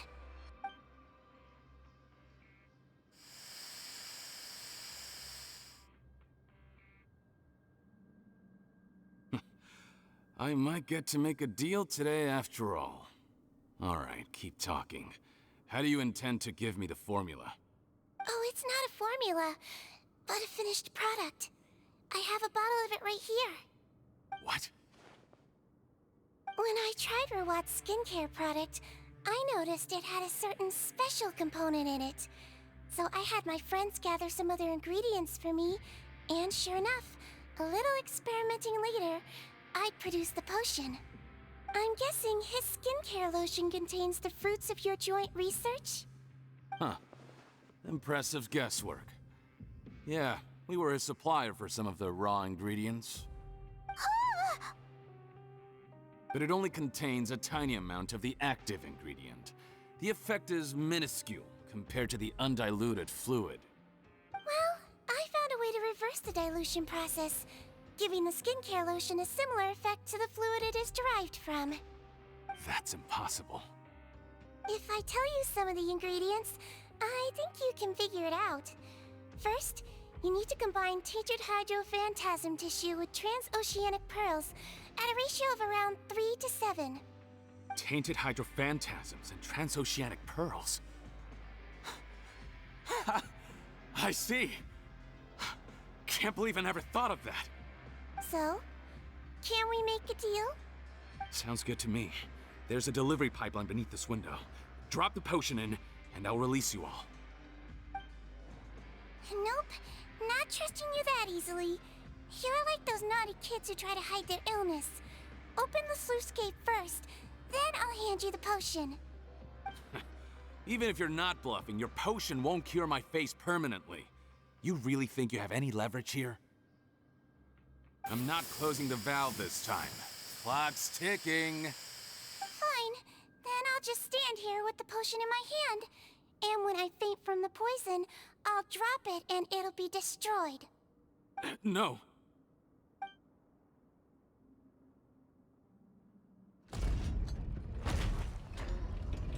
It's open! Disable that sluice gate! Jam it! Don't let it close again! That's more like it. In that case, a promise is a promise. Head nurse, there's too much poison gas in here. We have to leave, now! That was too close. That button is a real nasty piece of work. Oh, don't be too quick to sit down. Moving around a little will help relieve the soreness. Same goes for you, Traveler. Oh, but Paimon, you should be fine, right? Flying fast is pretty tiring too, actually. Anyway, that's not important right now. Paimon's still shocked to learn that there's a whole criminal operation going on behind that skincare lotion. Shame I ended up giving the improved version to Potton after finally making it for you. I'll make you some more, I promise. No, please don't. Paimon doesn't want to use that stuff anymore. Still, it was a pretty good job that Paimon wanted to buy some in the first place, huh? It ended up saving everyone's lives. That's gotta count for something. Yeah, Paimon was just kidding. Head nurse, I've done a final head count of our team and the criminals. Everyone's here and doing fine. We're ready to escort the fugitives back to the fortress of Meripede. It's a shame that we didn't find Rawat. At this point, I'm afraid he's probably deceased. What a horrible bunch. Especially that Potton guy. If he hadn't made good on that deal, we'd all be dead because of him. No, we wouldn't. I always keep a whole bunch of antidotes on me for emergencies, and one of them neutralizes that poison gas. We'd have been fine, even if you hadn't opened the gate. What? Then why did you give him the potion? If this is true, I must concur. Sorry to be blunt, but I think you made a bad decision by handing him that bottle. If he changes his appearance and flees Fontaine, it's unlikely that we'll ever find him. No matter how cooperative his accomplices are when we question them. No, you don't understand. I gave him the potion precisely so we could be sure where he'll go next. What do you mean? We gotta hurry. She won't last much longer. Don't move a muscle. I might be short, but I pack a mean punch. Captain, you're just in time. While I was lying in wait, I spotted this crook snooping around, trying to find a way in. So I detained him. Oh, his face. Are you... Potton? So this is where you were heading, huh? What? This is how Potton looked before his face was marred. His current appearance matches the mugshot on his arrest warrant. I see. Wait, so what's going on? Wasn't the whole point of the potion to disguise himself and escape Fontaine? Why would he change back to his original face and run right into our trap? Enough of this nonsense. Let me in! You better pipe down. There's an old lady in there who's very sick. No way are we letting a crook like you inside. To heck with it. Listen to me. I'm Rawat. That's my mother in there. He's gotta be lying, right? Rawat was a victim in all this. He was forced into it against his will. How can he and this monster be the same person? Forced against his will? That's the funniest thing I've heard all day. Back when I was being coerced, everyone thought I was colluding of my own free will. And then when I actually became a criminal in my own right, you all suddenly thought I must be under duress. Amazing what a difference a handsome face makes. Save us the speech. Explain yourself. You want an explanation? Fine. I'll tell it how it is. When I was just Potton, the whole world treated me with contempt. Ew. What do you want? Get away from me. Women despise me. Collaborate? You don't look like much of a researcher to me. My peers scorned me. Mr. Potton, was it? I'm most interested in your research. Consider my offer carefully. I doubt you'll find other investment opportunities. Only villains would work with me. You want out of the game? Forget about it. Turns out, I slipped up a little. Left your picture with some Marechaussee Phantom officers. Easy mistake to make. Now they've listed you as an accomplice and drawn up an arrest warrant. So I suggest you put any thoughts of running away to rest. If you get caught by the guards for being in the synth business, you ain't ever seeing the light of day again. There was no way out for me. Until I could stop being Potton. Mr. Rawat, I have something I'd like to tell you. I became popular with women. This new potion you developed is fascinating. Genius, in fact. Would you consider working with me? I'd be happy to sign a licensing agreement. My peers looked up to me. I'm very interested in your research, sir. You must no doubt have offers from countless investors. So far be it for me to ask for a full collaboration, per se. I merely wanted to express my interest. No pressure at all, naturally. And the villains even began to fear me. Becoming Rawat showed me what a superficial world we live in. But I did not hold a grudge. After all, this superficiality could be made to work in my favor.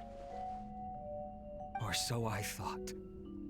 But alas, the world seemed bent on finding a reason to make me despise it. Mother, I'm back. How are you doing? Who are you? I bought the best medicine Mora could buy, but nothing would cure her illness. In the end, I hoped she'd at least be able to see her son one last time before she passed, but when everyone else rejected me, the only person who cared about me was my mother. Then, when I became a rising star in the Fontaine Research Institute, I was unrecognizable to her. I have to let her see me again. Even if it means donning my own wretched, ugly face. Well, Is that enough explaining for you? Now do you understand? Let me inside already! Have you ever considered if you'll even be able to look your mother in the eyes after what you've done? You found a way to completely change your identity. You could easily have escaped from them. But no, you chose to keep working with them. Why would I want to give up on such a lucrative business? The profits were dozens of times that of the synth business, and it was all above board.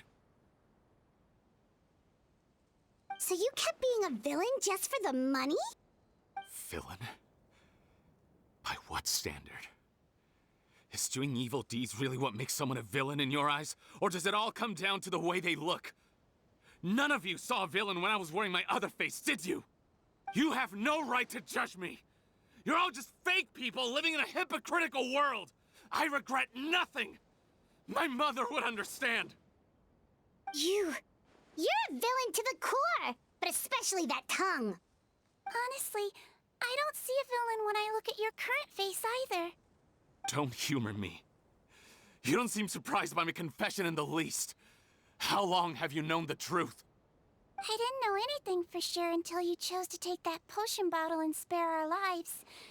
But if you're asking when I started suspecting you, it was the first time you came to see me at the infirmary. I had to confirm my suspicions. That's why I chose to join this investigation. Are you kidding me? A young, promising researcher and a wretched criminal? What on earth gave you the idea that they could be one and the same person? Well, there were no visual clues. This potion's face-changing effects are very powerful. Even as a Melazine, I couldn't see through the disguise. But I believe I understand humanity a little better than most of my kind. Humans have certain fundamental qualities that do not change with their appearance. Fundamental qualities, huh? So you think you're the one who's seen through me, do you? Most people probably don't know this, but I think I can guess what your deal is. Melazine constitutions are very close to that of water, so it stands to reason that the potion should work on them too. You used it yourself, didn't you? That's why you have a human appearance. Sigewinne? Yes, you're right. I'll bet it was back in the days when Melazines were discriminated against because of their appearance. It was either carry on living in the gutters as part of an alien race cast out by humanity, or become the head nurse of the fortress of Meripede, revered by all. Not a hard choice to make. It's a no-brainer. So you see, you and I were the same. And I'm the one who saw through you! That's not important right now. You came here to see your mother, didn't you? Well, I can grant you your wish. Huh? Head nurse, I'm not sure that's a good idea in his current state. Don't worry. Back in the warehouse when I traded the potion for our lives, I was doing it to test him. He was willing to risk sacrificing his only chance of escaping capture by opening the gate in exchange for the potion. Also, he could see his mother again. If nothing else, his concern for his mother is genuine. I see. So before you arrest him, please allow him to see his mother one last time. The Traveler and I will accompany him. You have nothing to worry about. All right. I understand. Mom? It's me, Potton, your son. You recognize me now, don't you? Mom, what's wrong? I'm sorry, but I have some bad news. I examined your mother last time we were here, and it appears that due to her prolonged fever, she's lost her eyesight. What? Your appearance no longer has any bearing on her ability to recognize you. But there are always other ways to remind our loved ones who we are.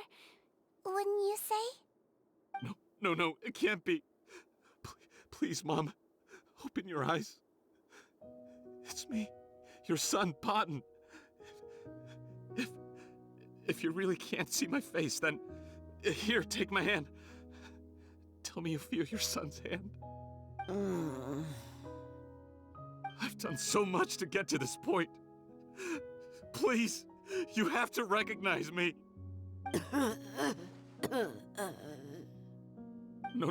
No. The temperature of his palm must have changed. I'm sorry. It seems I couldn't bring him back to you after all.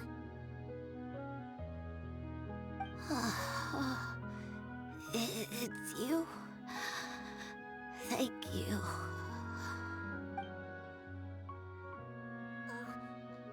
Of course.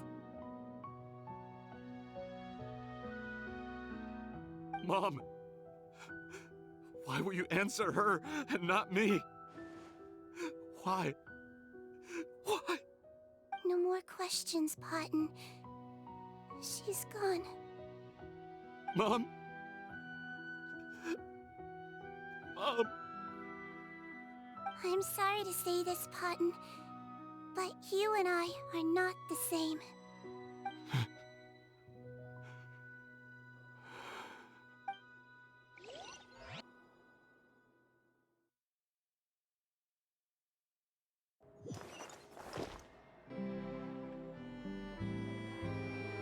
The wait is over, everyone! The sale of our new skincare product, Romaritime Essence, will now begin. Another skincare promotion! And it's selling as fast as last time. Wonder what people would think if they knew what was in the last batch. Oh, Sigewinne's here too! Hey, Sigewinne! Oh, Traveler Paimon, hello! Oh, I hope you two got a good rest yesterday after all your hard work. Of course! Nurse's orders, right? Anyway, are you here to take notes for your next article? Actually, I'm mostly here to help Officer Morgan wrap up yesterday's case. Ah, that reminds Paimon. That stuff sold like crazy, didn't it? Is it gonna cause huge problems? Nope, there's nothing to worry about. Unless modified, Butterfly Dew is an excellent skincare product that's completely safe to use. Besides, officers have already retrieved all Butterfly Dew purchased on the market. Now it's just a matter of disposal. After consulting Monsieur and Nervulette, I came up with a way to neutralize any harmful effects, so it'll evaporate naturally without polluting water or soil. Wow, it's Sigewinne to the rescue again! Thank you for serving as our consultant, head nurse.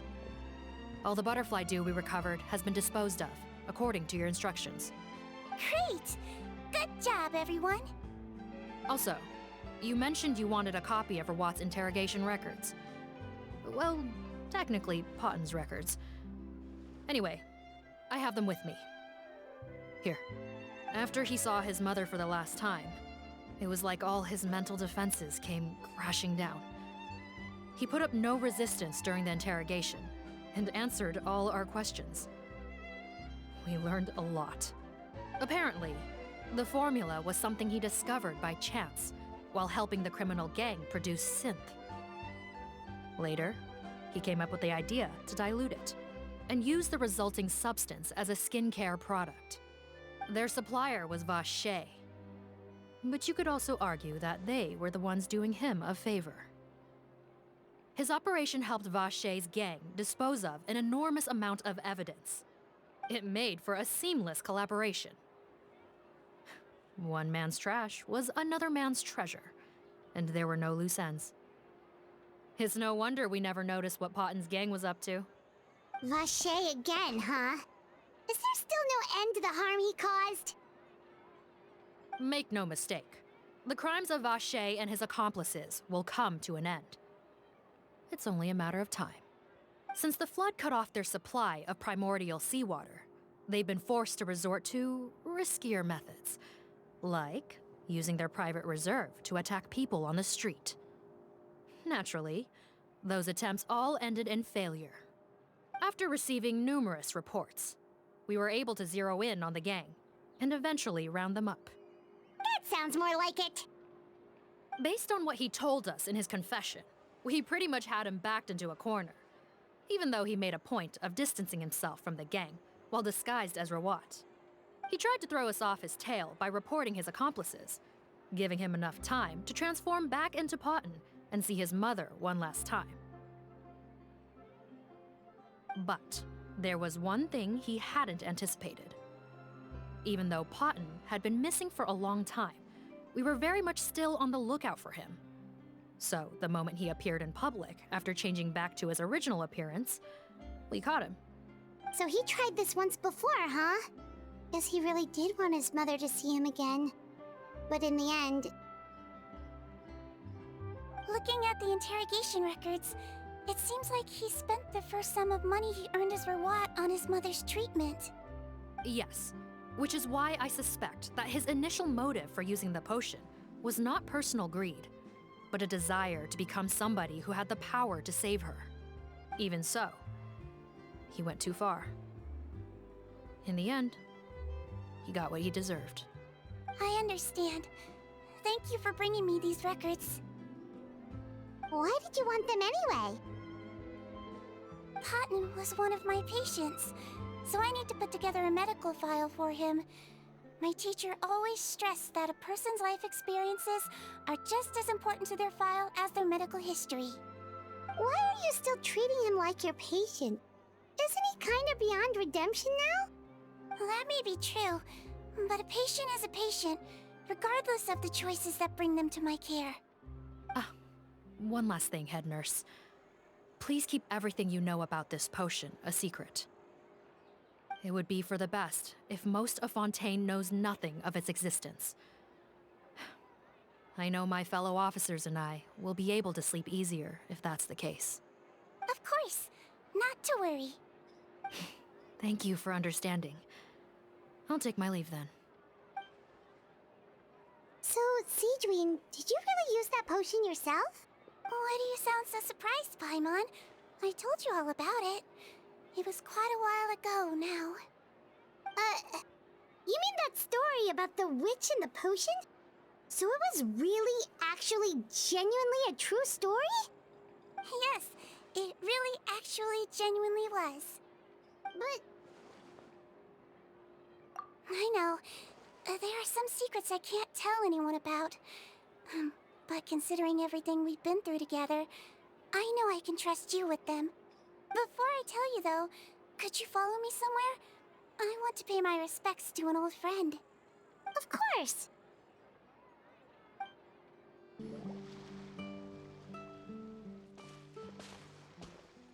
Oh, Nervalette and Risley, they're here too! Good to see you, traveler. Paimon. I trust all has been going well for you? Big news, everyone. The Udex is out of his office on important business. Is that genuinely something people would consider big news? Why wouldn't they? Important business is a big deal. Yes, you're quite right. When someone you care about requires emotional support, being there for them at the right time and place is of the utmost importance. After reading the Maréchal Phantom's reports, I had a feeling a trip here might be in order. Take note. That, my friends, is how Monsieur Nervalette shows that he cares. We're both here for the same purpose, actually, to accompany Sigewinne as she pays her respects to her late teacher. So the old friend she mentioned was her teacher then? The witch? Oh, sorry. Paimon didn't mean to be rude. It's only because Sigewinne calls her that all the time, so... I doubt she considers that title to be offensive, Paimon. Don't worry. Indeed. In fact, I believe Sigewinne would take it as a sign of affection. She has spoken of this doctor on many occasions, and it sounds like she was a truly generous individual. In those days, many people harbored prejudices against Melusines. She was the only teacher willing to take Sigewinne on as a student. Wow. It's really nice of you two to be here for Sigewinne. Guess you guys really look out for your younger colleagues, huh? Younger colleague? Well, that might be true for the Udex, but I'm not sure I can say the same. Sigewinne served a sentence in the fortress of Meripede hundreds of years ago, and after she did her time, she decided to stick around. She's been an integral part of our administration ever since. Strictly speaking, the head nurse has been around longer than most people in the fortress, myself included. Pretty sure that makes me the younger colleague. She served a sentence? Yes. Long before I became Eudex, there was an ancient law in Fontaine that prohibited any attempt to transform another species into a human.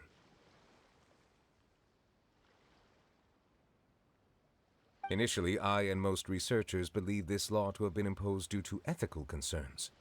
But now, it seems more likely that the law was nothing more than an insurance policy, a way for Egeria to ensure that her people would remain insulated from the truth, thus enabling them to lead more straightforward, happier lives. Ignorance is bliss, as they say. Sigewinne had her reasons for choosing to obtain a human form, but the act was nonetheless in clear violation of the law. Could you tell us a little bit more about what happened back then? Certainly. Sigewinne does not object to her close friends learning about her history. In fact, I first learned of it myself because she confessed the truth to me of her own volition.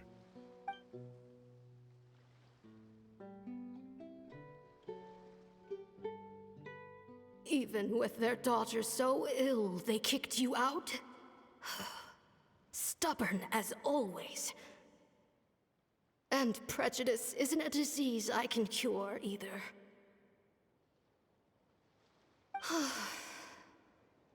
Shame that I don't have the energy to get over there. You're laughable, you old witch. You want to save everyone in Fontaine, but you can't even save the patient before you. Master, what are you... I discovered a strange disease, one I suspect that every Fontainian suffers from. But without witnesses or proof, no one will believe me. I had no choice but to experiment on myself to find a cure, but I hit a wall. And as you can see, it took a wretched toll on me. Then I'll find a cure for you, and then you can go cure her. There's no need. I am beyond saving now. There's nothing you can do. But, Master... As I said before, a doctor's duty is to treat whatever ailments they can. I know, but they don't trust me at all.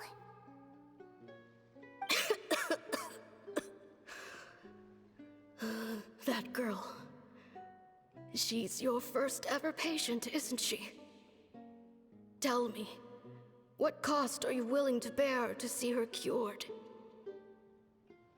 I'll do whatever it takes. Even if it means breaking the law and being punished for it? As long as I don't hurt anyone. Yes.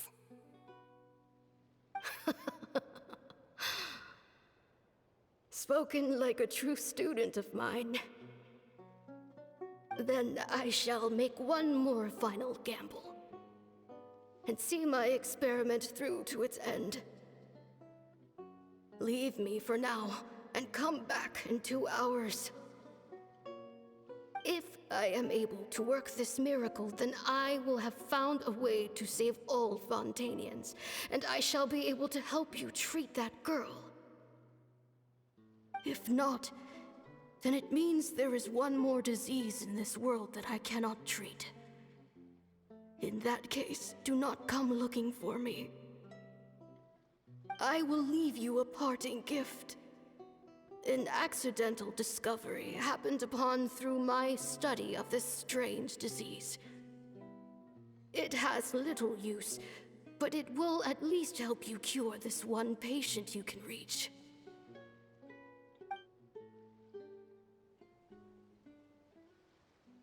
When Sigewinne returned, the miracle had not occurred. She found a potion bottle and a note on the table. After using the potion as instructed, she gained her current form, breaking Fontaine's law in the process. And after I had confirmed the veracity of the events, I gave my verdict. So that's what happened. I fear Sigewinne only understood the full story after the truth about the dissolution of Fontanians was uncovered. When I reflected on all this with that knowledge in hand, I felt a deep sense of regret. As I use the law to uphold justice, there are times when I cannot help but acknowledge its ruthlessness. After the final details of the events surrounding Sigewinne's transformation came to light, I checked several sources and, thankfully, the legal code does not require Sigewinne to shoulder any additional punishment.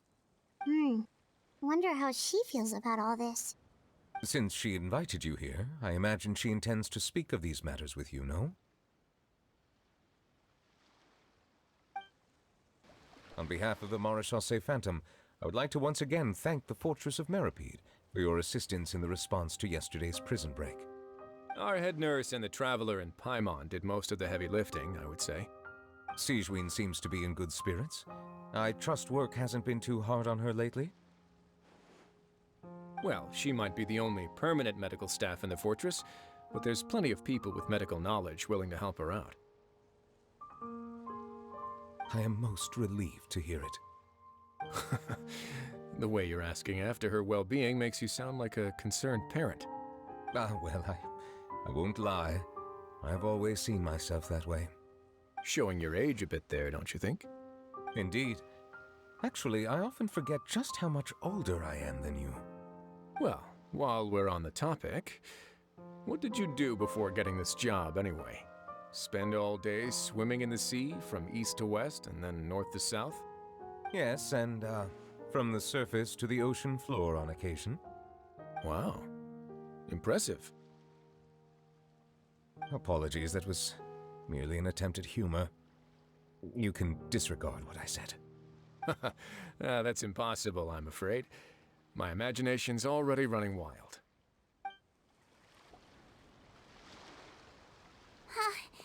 You're here.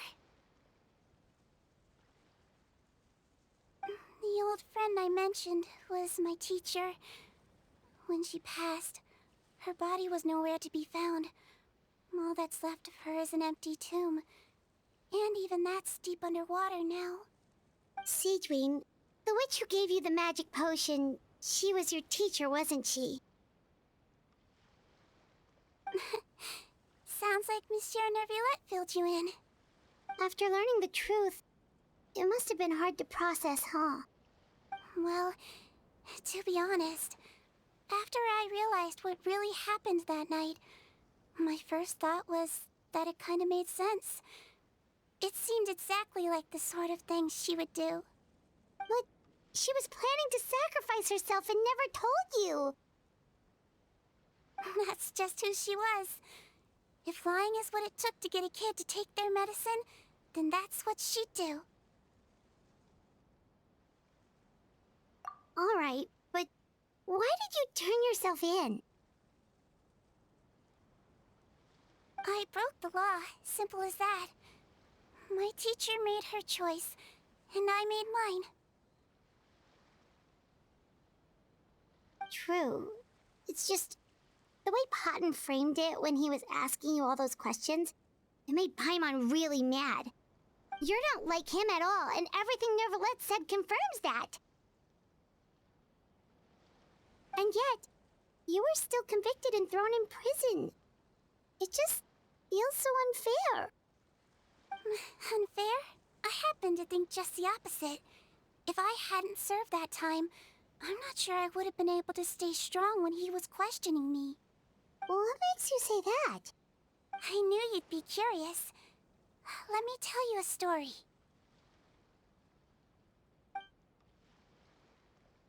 The verdict came down. This Melusine is guilty. Deudex defended the authority of Fontaine law, but he did not confiscate the Melusine's medical kit. And so, the Fortress of Meripede gained a new little doctor. She still wore her hood and raincoat, even though it never rained in the fortress. Perhaps thanks to her human appearance, no one refused her treatment. She treated more and more patients, and her sentence grew ever shorter. Finally, the people of the fortress could not live without her, and though her sentence ended, she did not leave them either. Then one day, she received an invitation from the outside world. The location seemed familiar, and when she arrived, an old lady was waiting for her. She saw right through the Melizine's disguise, but didn't reveal it. Instead, she asked a question.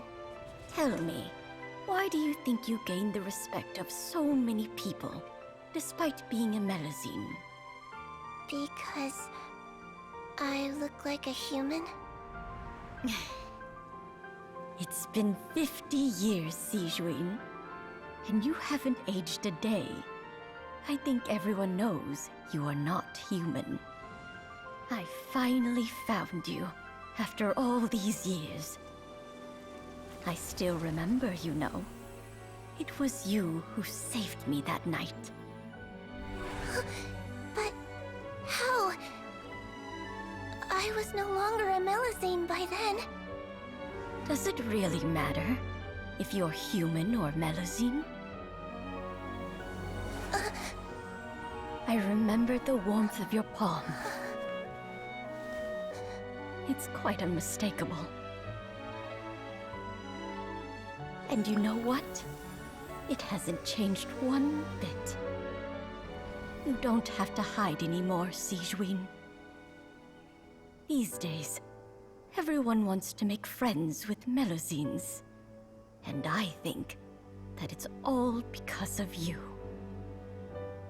I'm sorry I couldn't say this until now, but thank you, Dr. Melazine. Now that's an ending Paimon can get behind. After hearing everything Potten said, I wanted to tell him that it didn't matter who he looked like on the outside. But it was too late. The warmth in his palm had already disappeared. I tried to treat him, but the roots of his problem had nothing to do with his face. I understand. Thanks, you two. I appreciate you being here for me while I talk this through. Oh, it's nothing. Our pleasure. Oh, there's one more reason I invited you here. It's about time I finally give you what I promised. In order to restore the appearances of the face-swapping victims, the Marechaussee Phantom gave me special permission to make a few bottles of that potion. And I made one extra just for you two. We don't need it though. Shouldn't we destroy it? Well, even if you chose to destroy it, I still thought I should give it to you first. You two did so much for me. How could I break my promise? Well, fair enough, but anyway, Paimon's definitely not interested in this stuff anymore. Still, if this is the very last bottle in all of Teyvat, getting rid of it would feel like kind of a waste. Maybe we can give it a special meaning somehow. Oh, Paimon's got it! Melazine physiology wasn't affected by the Great Flood, right? So that means the potion should have a permanent effect on you. In that case, what do you say, Sigewinne? Ever thought about transforming back to the way you used to look? After all, from a Melazine point of view, Paimon bets Melazines look the cutest of all! Paimon, after everything, do you really think it matters whether I'm Melazine or a human? Well... What was Paimon thinking? You made up your mind a long time ago! Yeah, let's just destroy this thing. Leave it to me.